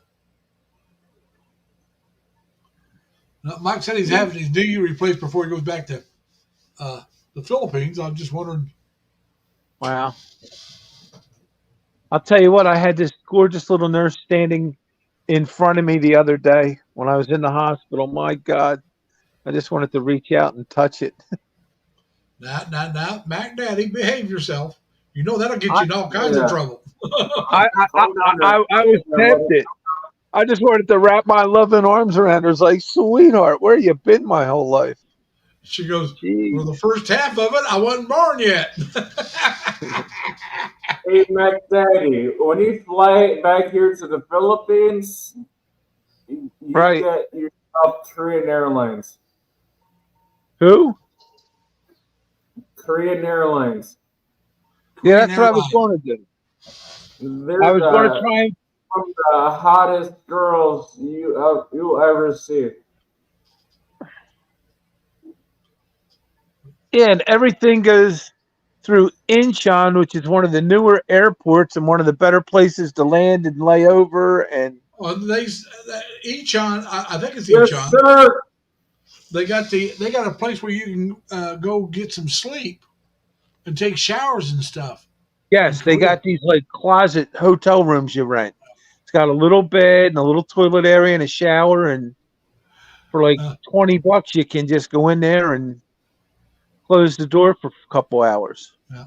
Now, Mike, enjoy your birthday present. Mike says he gets a colonoscopy next week as a birthday present. Abby.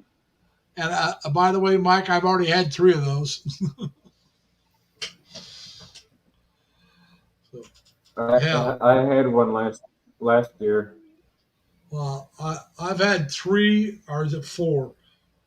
I think I'm it's only due for 3. one. I have never had one.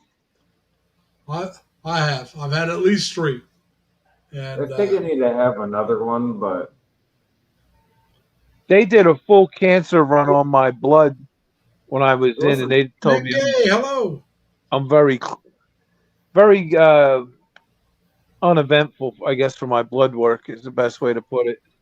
Well, my very first one, I had 3 polyps. Oh. They were non-cancerous, but I had 3 polyps. So I had to go back after 5 years, get another one. I was clear. So I went, 10 years.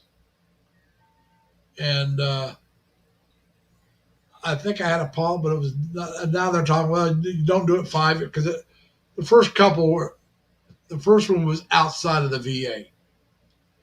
It's back when I had real good health insurance, and then the next 2 were in the VA, and so Everybody I know that was heavy into cocaine when I was younger, I know a bunch of people that have passed away from, colon cancer. I It's like a direct relation. You did a lot of cocaine, you're dead from colon cancer 20 years later. So I used to do it years ago, but like 20 years ago. it's because of the benzene in it. They don't use like a proper thinner to make the drugs come out, make it fall out. They don't use a proper like paint thinner. They should use a medical grade of acetone, and they use unleaded gasoline. The problem, and it has benzene, and benzene's cancer causing. when I talking about unleaded gasoline. Never heard of that. Now, you guys probably may not be old enough to remember when unleaded gasoline first came out and the difference in cost. But unleaded gasoline costs more than leaded, and they had to add the lead. So the thing that they had to put an additive into was cheaper than the one they didn't have to add the additive. Well, I thought that was strange. That's because they use lead as an octane booster. No, you go if you went and got the same octane. Right. But now, see, once everything started and they unleaded became the gasoline of choice, it was cheaper. But if you had a vehicle that still needed lead because of the way the motor was made, you never needed lead. It cost more. You never needed lead. Lead was used as an octane booster, so you could take a lower grade of gasoline and boost it. There were certain motors they recommended that you use leaded gas. Back in this, oh yeah. In back in the day, they changed the way they made gasoline, because back in NASCAR, people would just catch fire, and you couldn't see the flames, and they're just rolling around on fire, cars on fire, and you can't even see it. So they had to add. They added additives so you can see the flames. Exactly. Yeah. Trust me, I'm a mechanic. Yeah, that's some crazy crap, man. Like you're on racing your car, and you catch on fire and going NASCAR. Oh yeah, and you can't even see it. And then you just like burst Where into flames, and nobody sees it.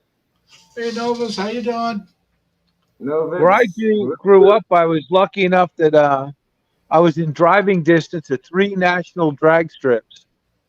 We had Atco, Raceway Park, actually 4 for a while, Maple Glen, and Englishtown. Now, Mike, when you said you had one at 50 and the next one's going to be at 62, I'm taking that as your colonoscopy. Because if you're clear, they recommend 10 years in between them. And 50 is when they usually recommend, unless you have a family history of colon cancer, to take to get your first one. Now, I should have had my first one earlier because my dad had colon cancer, but I didn't. I got mine at 50 or 55. I can't remember, somewhere in the 50s. And like I said, I just had 3 polyps. They were non-cancerous. And so I went back after 5 years, and then that was clear. Then I went another 10 years. And then they said another 10 years after that. So my 4th one will be in my 70s. I think I'll have mine maybe later this year, because, well, being black and colon cancer. Does colon cancer run in blacks? black race? Yeah, Okay. yeah. I knew sickle cells. I think it's only you have to be black or part black. I think for sickle cell, but I didn't know about what the cancer rate for colon is in the other races. I really don't know. I've never paid attention. Just know my dad had it, so that put me at a higher risk. And like I said, I know there's certain things that affect different races different ways, and skin cancer I think is more prevalent in whites. It's like the when I had the colonoscopy, it was like I didn't feel well. The only thing I felt was when homeboy was shoving the stuff up Yeah, my butt, yeah, the camera. and then the doctor was like counting down 3. I my first one I stayed awake for the entire thing. They had the camera set there. The monitor set in there. I watched the entire thing on my first one. Now my second one I did go Oh to sleep no, later, and my third one, but my that'll first one be I was like wide awake. that's like, no shit. Yeah, yeah. But well, you know how they tell you that it's really going to mess you up. You know the drug they give you, and I'm thinking, oh, this is not that bad. And because they tell you, well, you can't drive because the way it's going to affect you, and I had to have this done in Buffalo because the one I'm talking about right now. No, this is the one. This was the one in Batavia, and so from Batavia Hospital to my sister's house in Elba is maybe 10 miles of that, right? So I get to my sister's house and I'm thinking, man, I don't need, I can drive. And I go upstairs and lay down in one of the bedrooms. They had 2 kids, so they got a couple extra bedrooms. And I laid down in one of the bedrooms and I was out. Boom, I was gone. But before that, I was thinking, it's not affecting me at all. I'm wide awake. And as soon as I laid down, I was out. Boom. And I was out for hours. So when I got up, I was like, yeah, it wouldn't have been a good thing if I was driving. It's like Hey, as soon as I passed out during the colonoscopy, I wake up, no pain at all, and freaking, I'm just jibber jabbering with the nurses and stuff. Like, can they go home? Like, just jibber jabbering for hours. Like, no, you gotta wait for a little bit. And so I'll keep jibber jabbering. Mike says the guys that worked in the production of leaded gas died from lead poisoning. But I'll tell you that now, you didn't have to work with leaded gas to die from lead poisoning. Go back to Boot Hill for the cowboy days. There's a whole lot of them in there buried with lead poisoning. Wow.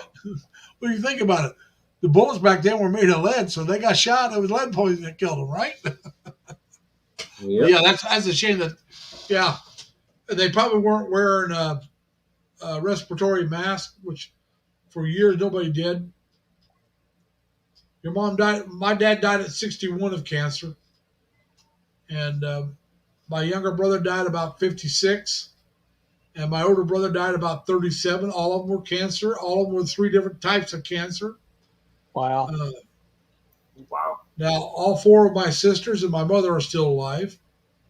My mom, like I said, is 97. She'll be 98 in January. My oldest sister's 80. Wow. I got a sister that's 75. Another sister's 73. She'll be 74 in December. And then my youngest sister, she's the youngin'. She's 62. So, Man, so you're gonna live to freaking 99. we'll see. We'll see. I'm hoping, as long as I got my health, I don't want to kick off this world until I no longer have my health. Thank you, LV, for staying. You'll be the oldest YouTuber.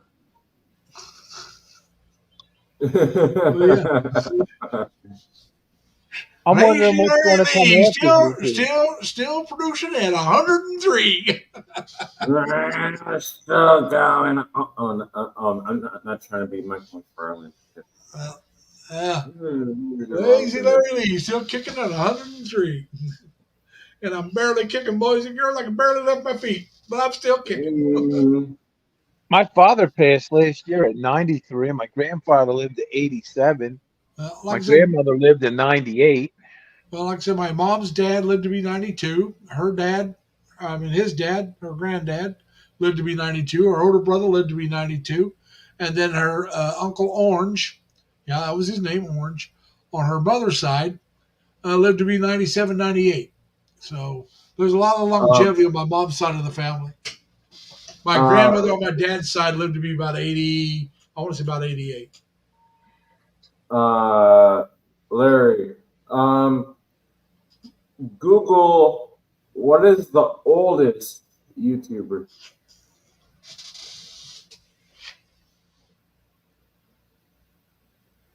I am curious. Who is the oldest YouTuber?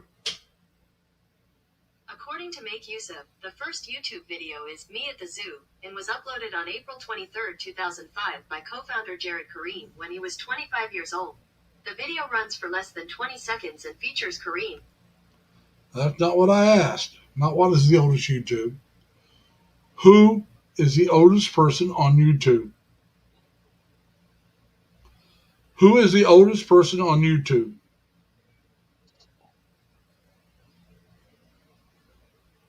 Can't tell you.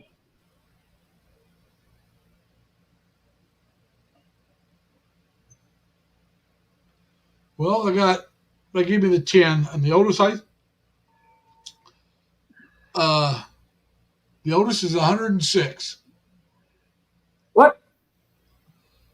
That's young. Masatina Mama, age 106. Channel name, Country Foods. Clara, don't ask me to pronounce her last name, age 98. Channel name, Great Depression Cooking. You got a couple of 87s, an 86, an 85, an 80, and 81. That's the total 10 oldest YouTubers. Wow, I got a great recipe off of YouTube the other day. Well, hey, say Zara, how you doing, Zara? When I was a kid, we used to eat this. I would call it like salsa with your breakfast eggs on the farm. Yeah. And my grandmother always had it. And I never knew what it was till like last week. It's Pennsylvania Dutch chili. Okay. It's like a chili sauce. It's peppers, onions, celery, tomatoes, some allspice, and man, is it good. Well, I like a spicy chili sauce like. Well, it depends on how much peppers you put in it or what peppers you put in it, how hot tangy it'll be. Mike, if I'm going to be a daddy at 71, I better get busy. I'm not even dating yet.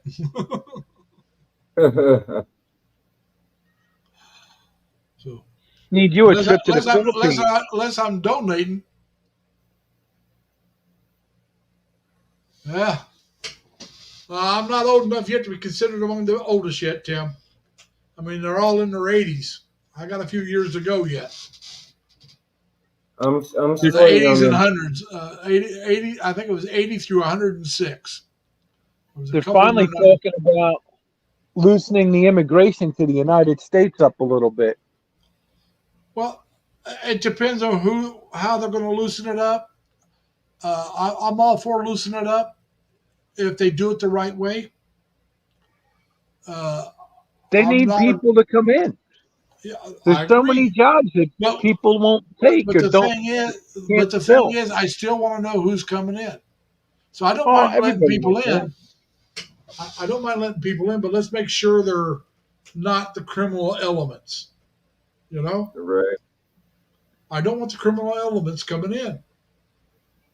And with an open border, you got everybody coming in. It's like here in the Philippines, you got criminal elements coming in like Indians. Well, like I said, I don't The mind. only thing I can tell you is most of the people that come into the United States, most of them aren't the criminal element. They're just coming But for a better way. there's enough of them coming in though. Where do you think the M13 people are coming from? They're coming in from there. Or Like I people said, from I'm not against different anybody coming countries, in as far as the country they're coming from. or people I've flying from known different so many. countries and they're pregnant, and so they have a baby in flight on the way to the U.S. or land in the U.S. and that baby is an American citizen. I don't Well, know. Everybody, I've known so many illegal immigrants over the years from being from the Philadelphia I've region. I've known a few I've, too, I've and most never of them are known any. very I've good never people. known any of them as criminals, and I've Yes, known but like yeah, lots but of them, busloads of them. like I said, I've known some too, and most of them are very good people. I agree with you, but that doesn't mean I want to let everybody in. I'm sorry, no. Well, Larry, we're a few million people short for jobs. Well, that might be, but I still don't want to let everybody in. Everybody that's not a criminal can come in, as far as I'm concerned, and I would rather have certain ones come in. Well, Let, my let, problem is how do I do this? I can't do a K4 fiance visa to bring my significant other and her two children in from the Philippines. I don't have the 32 grand in income to show the government for the last 2 years. no. I want to, like I said, you take places like the Philippines, good, hardworking people. You take the Mexicans, the good, hardworking ones. You take the Colombians who are not, like I said, as long as they're not a criminal element, bring them in. But I think they should apply to come in, and then have the local embassy down wherever what country they're coming from can do a quick background check. They come in, they have to, they come in, let us know where you're living, and we'll get you a green card and get you to work. I'm not against that. I wasn't against an open border until 9/11. All right. Well, but I'm I'm sorry. running into the I'm sorry. problem of I'm sorry, but 9/11 changed my mind about open borders, and it's gonna be changed that way. I'm not talking about that, but I'm talking about the problems I'm going to have bringing my significant other in from the Philippines. That's what I'm saying. I think they should be allowed to come in. I'm not saying that. I'm saying once you apply and she's coming, I see no harm in bringing her. Boom, bring her. But you're going I, through the I right don't direction. I don't even like apply for a visa. I just get my They want ass me to in. sponsor her though, and she's going to have to sponsor herself. Yeah. Now, And I already have employment lined up for her. You're now bringing a add, Filipina here, or you're taking a Filipina out. no, bringing her here, bringing her to the states, bringing her to the Oh, states. My girlfriend from Onda and her two kids want to come here. apply for a K9, or was it K1 K4 K1? fiance, I don't have enough income. I need 21 to just bring her. I need 32 grand to bring her and her two kids in. Or However, I have a job for her waiting for her when she gets here. Now add, you can apply for a maid visa. now You Ed, can Mike's got a question for you. You know what a wombat is? No. yeah. I don't either. I've heard the term, Um, but I don't know what it is. Mac Daddy, you can apply for a maid visa. I heard that's the easiest way to get your girl back She's to us. she's well, she needs to come in with her kids though. That's the other thing. I can't leave her kids behind in the Philippines. They're too young. And her kids will go to school here, which would be a good thing. And I got her a job waiting for her at the local hospital, funny enough, where I was last week in housekeeping or environmental, as they call it these days. Well, see if they can sponsor that. They don't. Okay, because I'm going to say if the hospital's willing to sponsor, she'll The get in hospital, the because they hospital need should be help. able to sponsor. They need help. The hospital should be able to sponsor. Yeah, I They would think need. so. They have just in the building I was in 48 openings in environmental. And Well, that's she what I'm saying. the reason why I say get her a job at the hospital, not only is it a better paying job, they pay almost $20 an hour for housekeeping, but it comes with full benefits, family benefits that could, if we're married, would cover me, And her, the and her kids. 2 kids. Yeah, that's what I'm saying. Check with double check. Talk to human resources. And yeah, I know. And the hospital, well, To help that. the hospital though is not. The hospital subs out the environmental.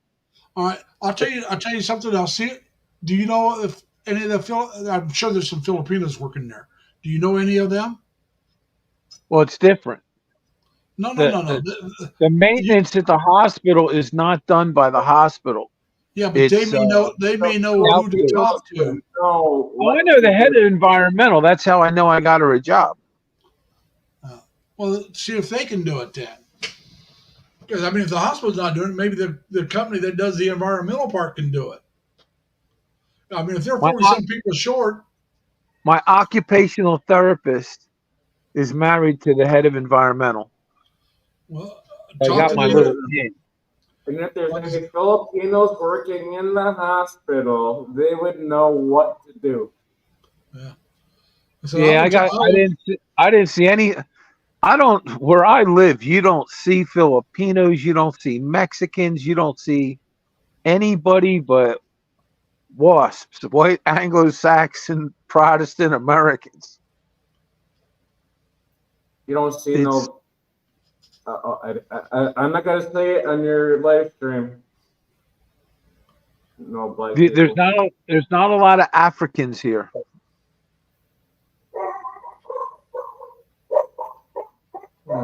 We do have black neighborhoods, but they're not huge. No chocolate people. Just not. They're here, but they're not huge neighborhoods. In the inner city of Johnstown, yeah, a couple neighborhoods, but that's it. No neighbors. No, not really where I live. You got to remember, he lives out in the country. But wait a minute, Larry. I really live on the edge of the country. If I go out of my neighborhood and I make a right, I'm in the country. If I make a left, I'm in the city. Okay. So you're right at the outskirts. You're right at the outskirts. Well, it's not even the outskirts. It's just the way it lays out around here. Well, like we're I said, very rural. Right, I mean, if you go left, you're in. So you're right at the outskirts, right at it. Johnstown's only like 7 square miles. It's not a big city. Well, actually, you're talking land mass, but the population also makes a city bigger than. I mean, some cities are large and they're very small land mass, and other cities get a large land mass, not as big. So we don't have we don't have skyscrapers or population. Our population's on decline, as a matter of fact. That's why it's such a good place to come live around here. Yeah, and you're right, Mike. If she was a nurse, it'd be a lot easier to get her over here. Yes, exactly right. Well, environmental, they definitely need them. Yeah. I'd put her in environmental or dietary just to get her into the hospital system. Yeah. Oh, yeah. Then once she's in the hospital system, if she's proficient in English and can pass a GED, then the hospital has a program for her that if she guarantees them that upon graduation she'll be a nurse for them for 3 years, they will pay for her whole entire nursing college certificate because they're a teaching hospital. Yeah, and they got that's a good deal. Wonderful program. So it's a good deal. Very good deal. Yeah. And the hospital's hiring for everything. I learned out some other stuff when I was there. To be a nursing assistant in a nursing home, you got to be what they call a CNA, a certified nursing assistant, Yeah. not in a hospital. You just got to work with the nurses in the hospital. The CNAs are making $24 an hour to people that were there, and they're just running around helping the nurses. A lot of it's, can you get this guy a drink of water? Can you help me with this? Can you move that? Go get this, you know.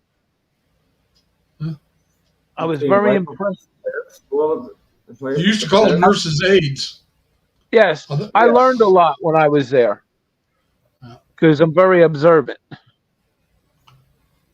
And I got a friend, well, an ex-girlfriend's sister works at one of the hospitals back home. She's in housekeeping.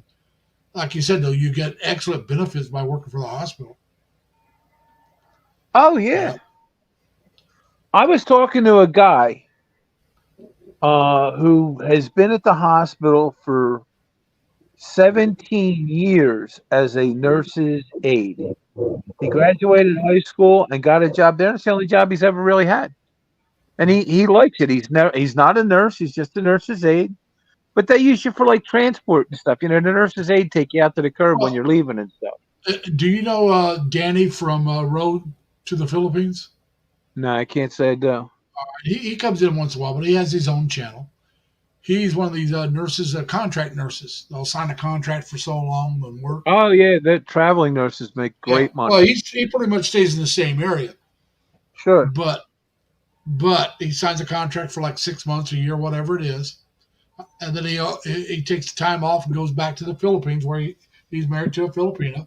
Matter of fact, he's in the Philippines right now, or at least he was last I heard.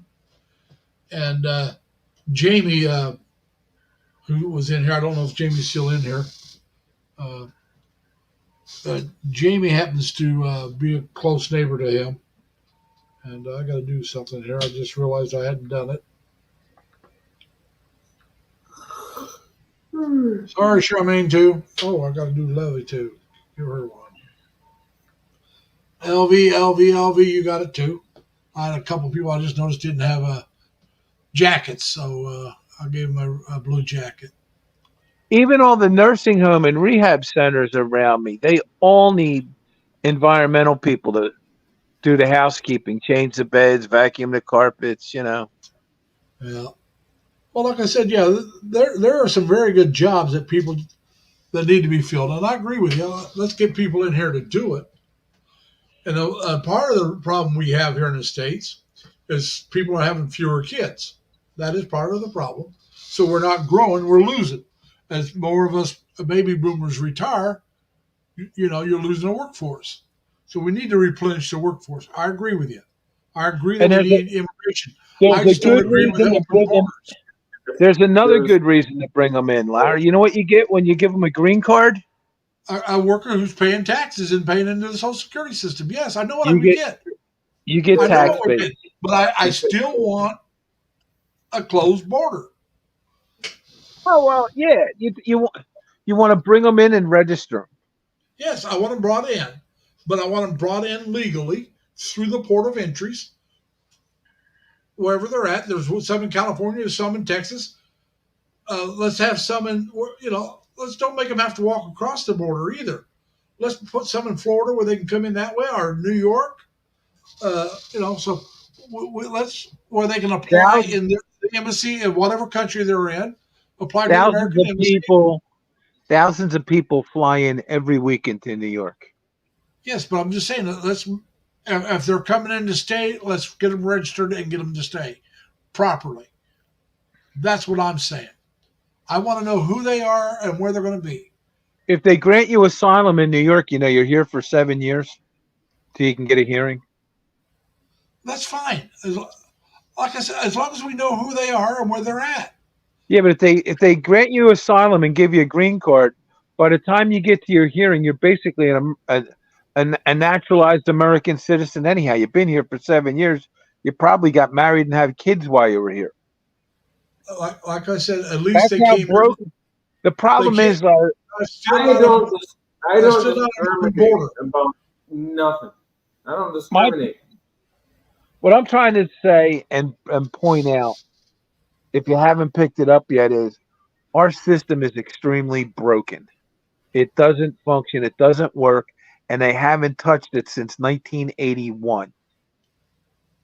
That's the problem. No, it needs to be updated.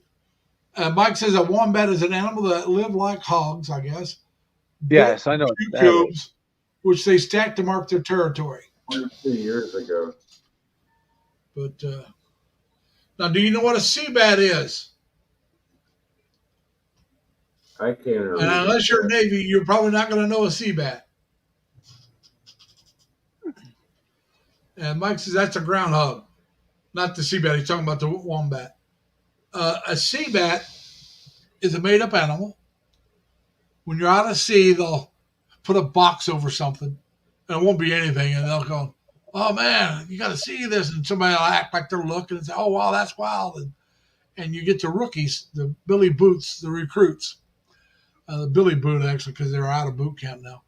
But they come up, they say, "What's going on?" "Oh, we caught our seabat, man. You know, oh, you got to see it." And so when the guy bends down to lift the box up to look, somebody will take a broom and hit him in the butt with it. So it's just a kind of an initiation thing. And it's like, and sometimes they'll tell them to go get a bucket of bitter ends.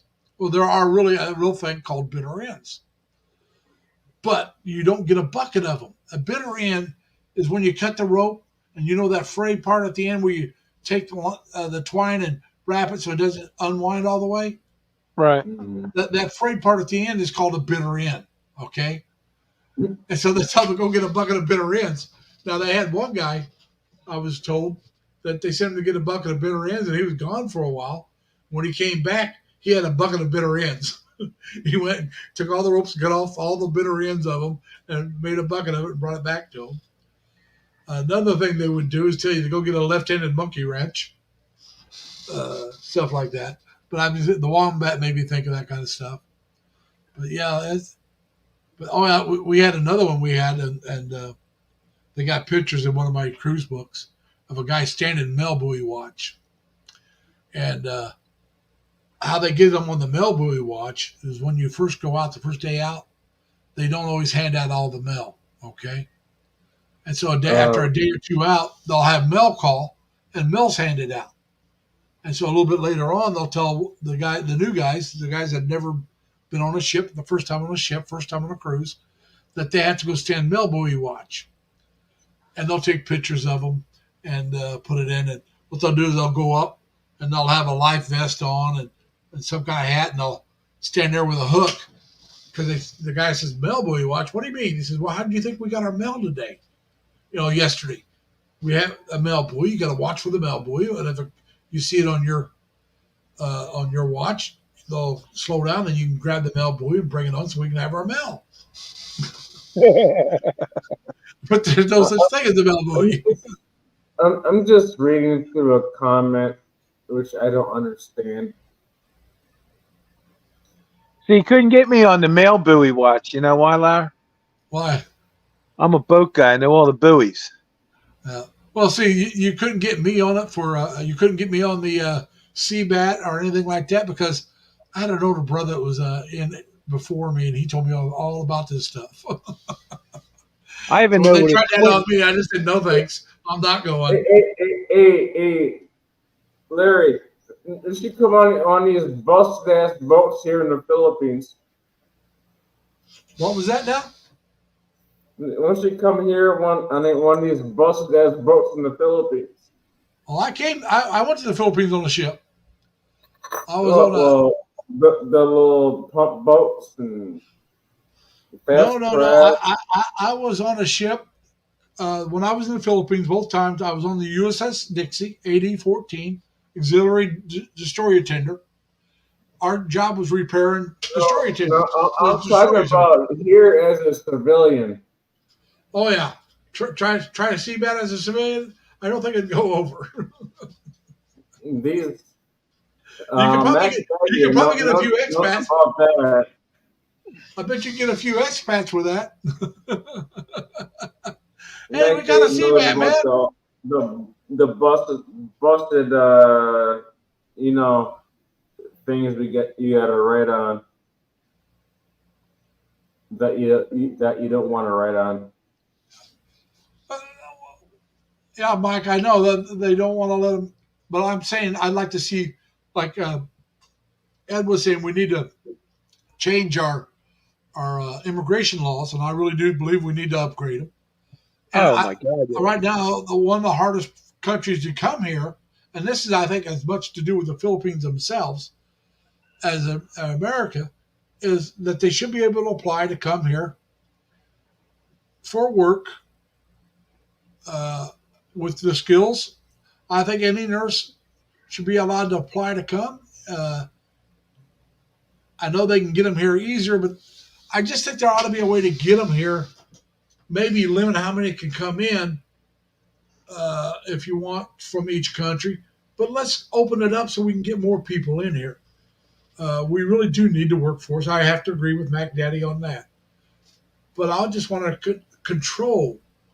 And I don't want to leave the Philippines out of it because they're damn good workers. They're damn good people.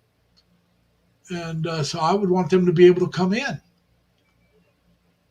Like I said, you may have to limit to how many can come in per month or per week or per year.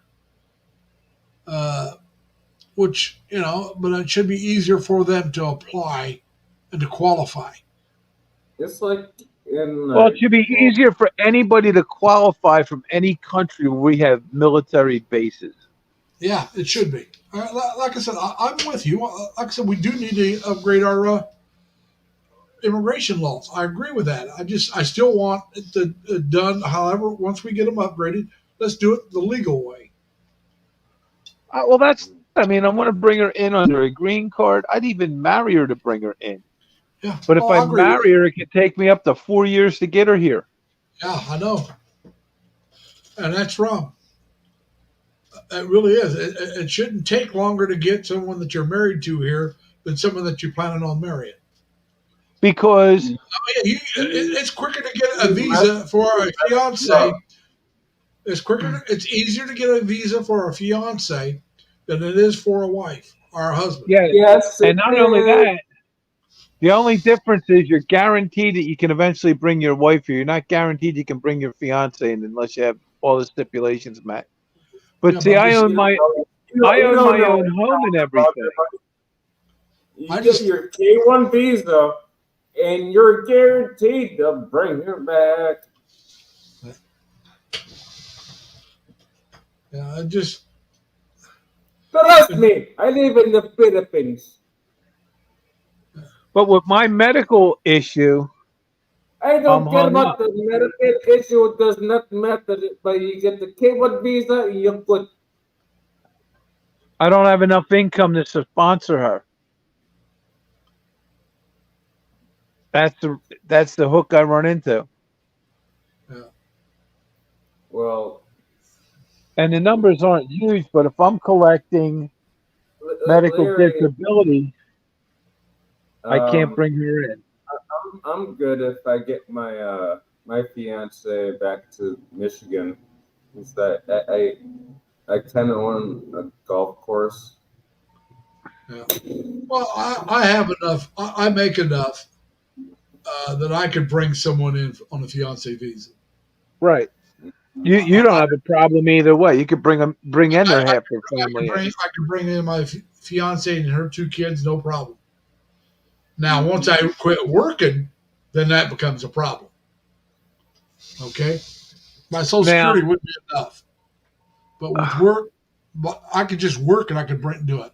I make enough money just working, but not with Social Security. I'd have to keep working and probably.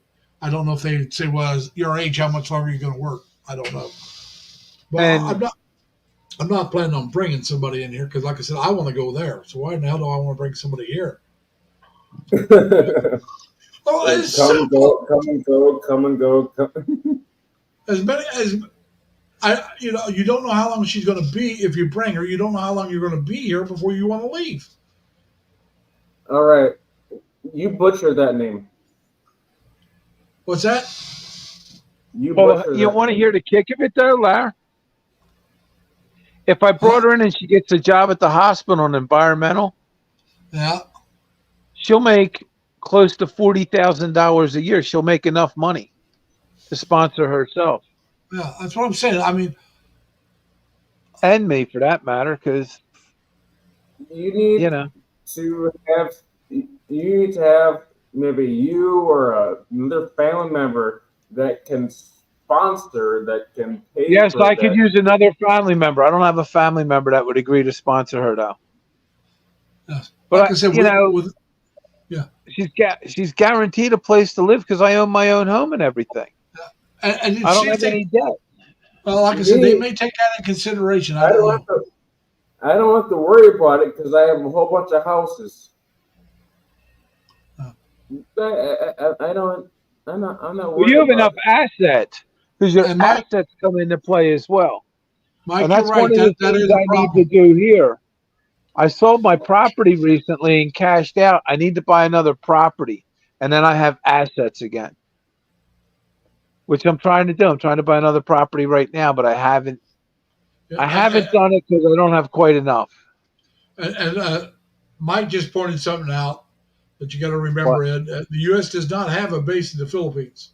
We're sharing a base. We don't have our own base anymore. right. Oh, I know that.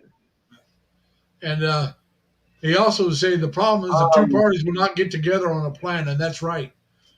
Like I said, you got one that just shut it all down and the other one that just says leave it open. And there is a base in the U.S. base in the Philippines. no, we don't have the base. We share a base. They have the base. It's Yeah, their we base. rent space. Yeah, it's their base. They control the base. We control no base in the Philippines. The Filipino Not since government David controls it. Clay. Yeah. We used to. We used to have Subic Bay. We used to have Clark Air Force Base, and there was a couple others. Clark Air Force Base. It's under the Philippine government's control, and so Subic. Plus there's the airport. Yeah. But what I'm saying is, though, the Philippine government controls those bases now. It used to be we controlled them. When I was there, the American government controlled them. They were our bases. We had a contract with the Philippine government. We paid them so much money every year for us to operate the base under our autonomy. All right? It was not under the Philippine government. Now the government controls those bases if they're still open. It's their bases, not ours. So now we're sharing bases with them. They're letting us come on, but the base belongs under their control, not ours. It's a good deal. It really is. I've never been over to those bases or anything. I just you know me. I just Hey, stick Arnie. my crazy ass here. Well, like I said,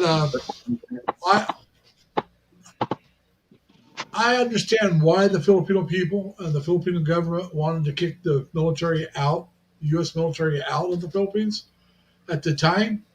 They're like we got it. We got no, you don't. No. It was not that we got it. No. There was a lot of corruption in the system outside, not on the base, but outside the base. There was a lot of stuff going on that was not good for the Filipino people.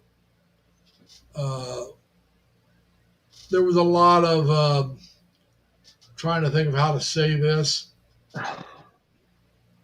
Sex trafficking? Well, a lot of money being made by people with very low education. I'm sorry. I can't read my 50-inch TV. Yeah. I don't know why.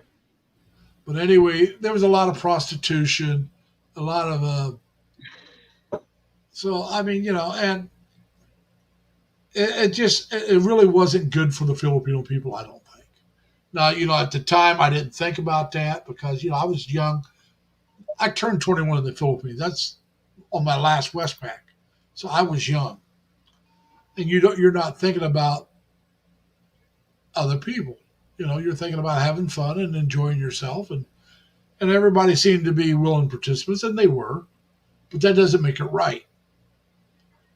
And so when you look back on it, you say, okay, yeah, I can understand why they wanted to shut it down. They wanted, remember, the Philippines is a largely Catholic country, a Christian country, Mm-hmm. and it's not really that moral of what was going on. And because The Catholics aren't that moral. the more moral than what was going on. But anyway, Not by much. the U.S. was offering a lot of money after Marcos, and it was after Marcos got out of office. The Catholic Church in Africa used to have slave prisons underneath their churches. Yeah, but back in those days, they had slaves everywhere. But that's not the point. We're not talking about ancient history here. We're talking about history, but not ancient. We're not talking about a couple hundred years ago. But we're talking, and even at that doesn't mean you can't change your ways. Oh, sure. All right, people need to change and grow. I mean, if we kept our ways from 100, 200 years ago, we'd still have slaves here in the United States. That's not right. Just because that, but we got to get past that. We got to say, "Oh yeah, we screwed up. We did things." But at that time, there were slaves in every country at one time, and they weren't all white. I mean, there was some. Next, let's go to another subject because I don't want to say nothing. Well, that's all right. I understand, but I'm just saying, no, people have to change their ways, and that's how you move forward. As you realize that you screwed up and move forward. We evolve. But yeah, you got to evolve. But what can one say? Mike says, find a business to sponsor her ad. Yeah, I'm working on that. And Mike wants to know where in Michigan, Jack. Hold on a second. I'm typing. If I can type it.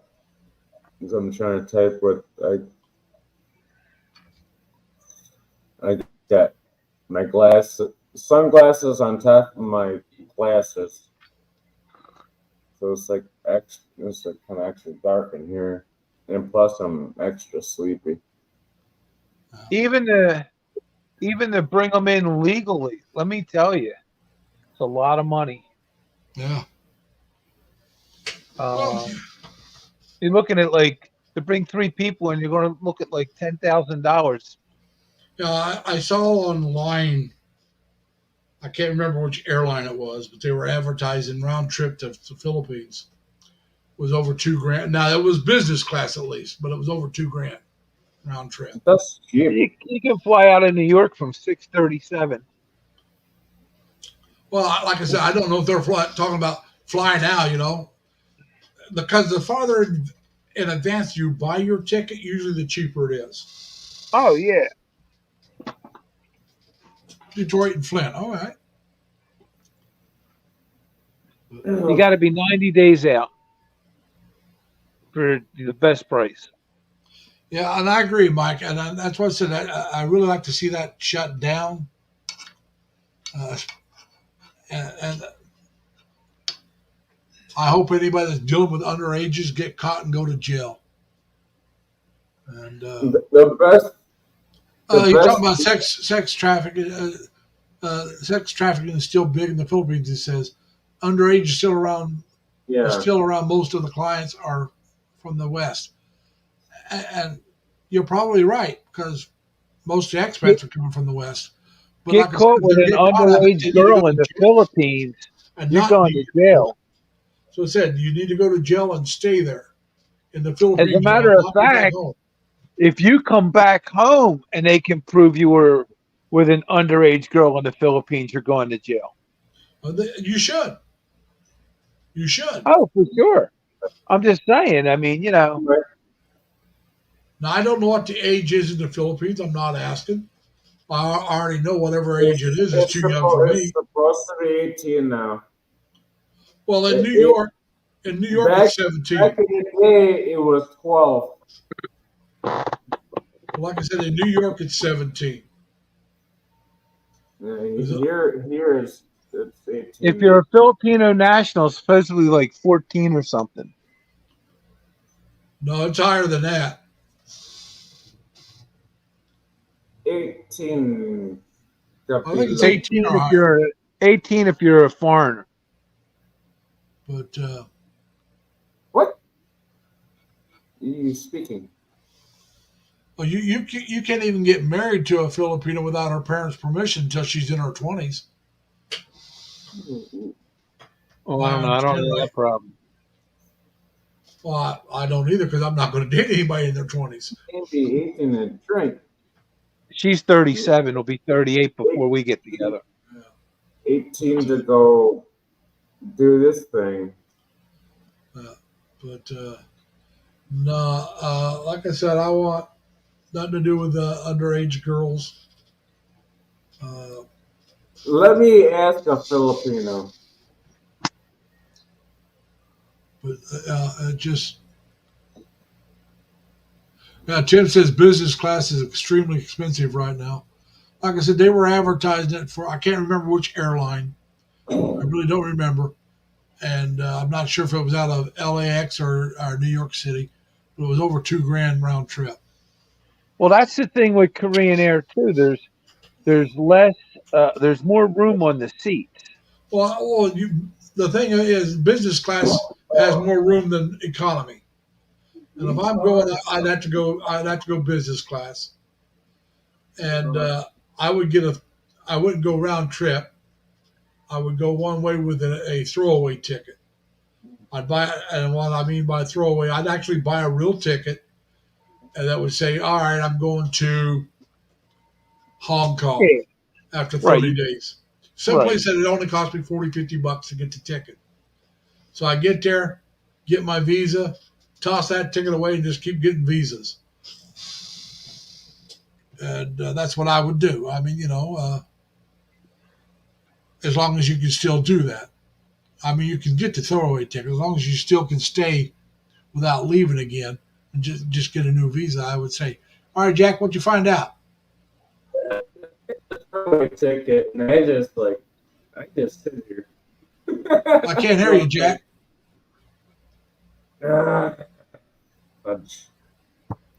Can you hear me now? Yeah. Yeah, I get the throwaway ticket, and I just sit here. I don't even care. So I said, you get the throwaway ticket once you get here.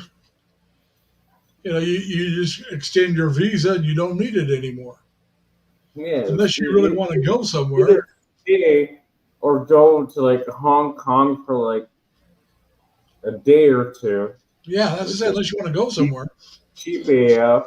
Yeah. And then just back home.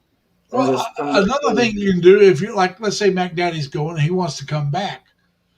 All right, so he wants a round trip, but you can get those tickets where you can change the return date for maybe $100 or less after you get there. So you go for one month. You got the ticket showing you're going back in a month.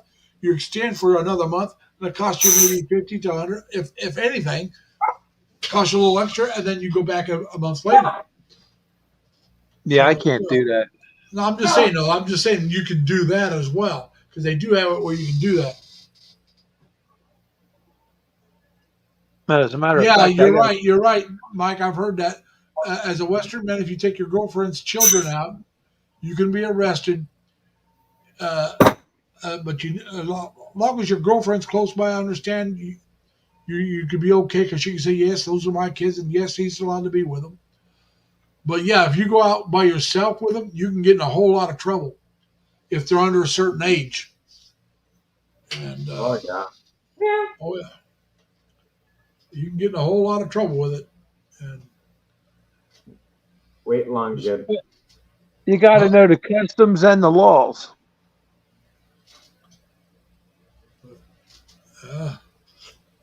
You ever wonder why Filipinos are so polite? You can get arrested for public shaming somebody. Yeah. You can get, you publicly shame somebody, you can get arrested for it. There's a lot of things you can be arrested for in the Philippines you can't be arrested for here. Shaming? Huh? Public shaming? Oh, yeah. It's against the law to publicly shame somebody. Like calling somebody how often they enforce it, I don't know. A POS or something like that, or if you call them like idiots or stupid or stuff in public, in front of people, and you cause them shame. Get in an argument with them and call them an asshole is public shaming. It's that simple. Yeah. I know people get Like I said, I'm not saying that they enforce that rule a lot, but You're right. it is against the law. it makes them call somebody, make them sad.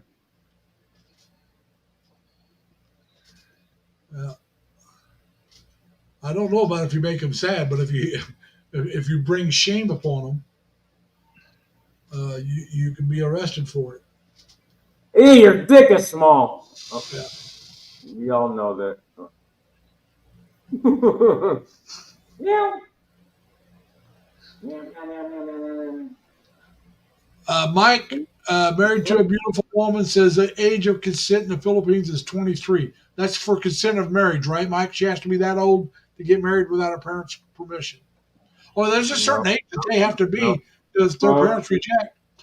But Mike's wife lives in the Philippines. He goes back and forth to the Philippines all the time. There is an age on that where the parents can eject and you can't marry them. They have to have their parents. I'm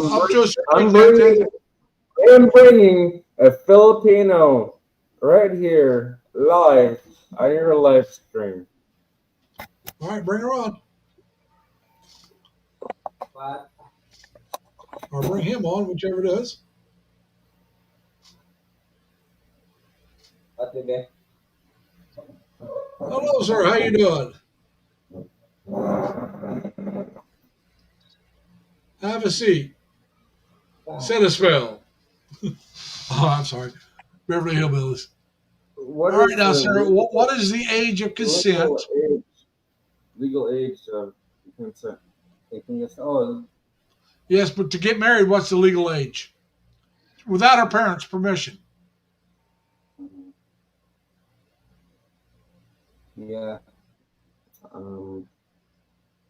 It should be 18. 18, 19, that one. How old? Of the parents. It's okay, the parents, no problem. It's depends upon the parents. That one.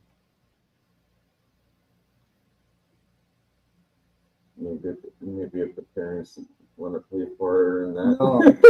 No, talking for the no. For no problem. A Filipino customs officer can remove them from an airliner if they're leaving the country if he wants to, without probable cause or anything. They got a few crazy laws. There's crazy laws everywhere. Like yeah. If you live in Texas, we got laws here in the States that people think are nuts.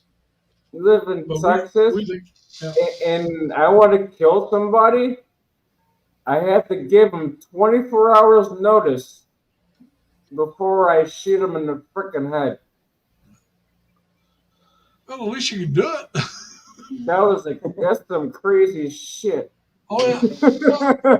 At one time, it may still be on the books, but at one time, I can't remember what state it was.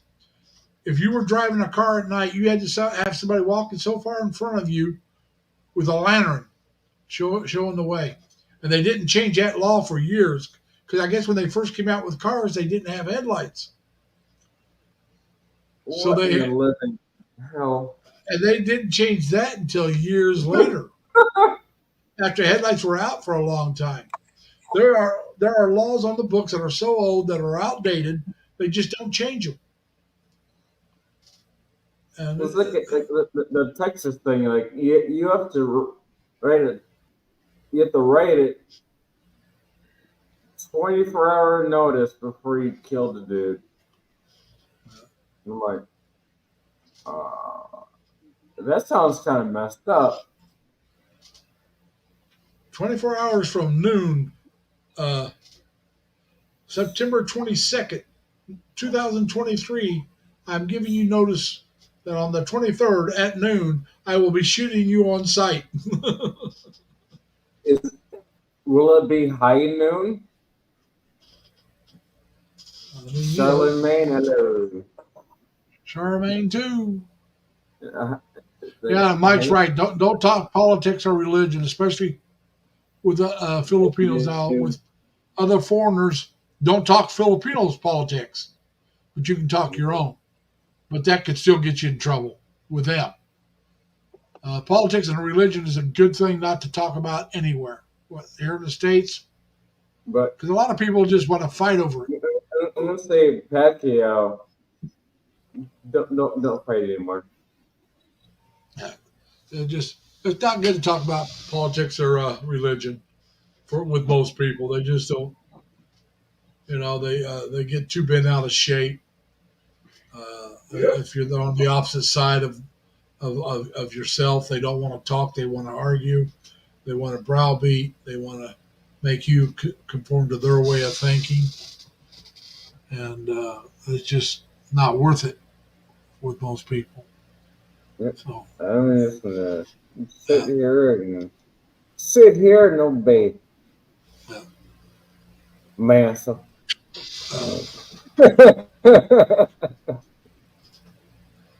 Like I said, religion and politics is two things I really don't like to argue about. Like I said, I'll talk about certain. Like you heard me talk about. We were talking politics because we were talking open borders. That's political. But Mac Daddy and I don't talk about in the don't bar. get mad at each other. We can talk about it and express our thoughts without getting a fight or argument. Well, we may argue, but it's not a fight. He expresses his views, I express mine. You can do that with some people, you can't with others. And so you really got to be careful who you talk about religion or politics. I mean, we can just argue about water. Oh, yeah, you can argue about anything. So some people will argue with you if the sky's blue or not. I mean, they just want to argue. That's all there is to it. But the sky's blue. Like, are you colorblind? Yeah, that's gray, man. What are you talking about? Oh, no, that's green, man. The grass is blue. It's white. The grass is blue. It's not green. And they call it bluegrass. Like, are you stupid? That's Kentucky. Bluegrass is Kentucky. Kentucky bluegrass. Like, are you just special stupid? That's where that bluegrass comes from. Kentucky bluegrass. Yep. But I don't think the grass is really blue. It might have a bluish tint or something. I don't know. I've never seen it. I've never seen grass that was blue ever. I haven't either. Not even on TV. So, like I said, it's maybe that's the type of grass is just known as blue. Maybe it's tall fescue grass known as bluegrass. What is it now? It's tall fescue grass known as bluegrass. Okay, but it's not blue color though. No, it's a nickname for it. Kentucky bluegrass. Yeah, but it's a type of grass. It's not the color blue. It's a type of meadow grass that you grow to feed livestock. Yeah. Like alfalfa is another meadow grass. Yeah. Nope. But it's not blue in color. It's just called bluegrass. It's a broadleaf green grass. But all right, hey guys, I'm going to go ahead and call. Hey, Minnie, welcome. I'm glad you made it, but I'm going to go ahead and call this one short. It's been almost 3 hours. Not quite. I'm a little tired today. God bless you. Bluegrass music is dangerous to listen to. I don't know about that, Mike. But I want to thank everybody for coming. Remember to be kind to each other. Take care of yourselves. Stay safe. Stay healthy. Plus, as always, try to have fun. All right. Take care, lad. All right. We're going to close. Good luck with your electronics problem. All right. Take care. Bye.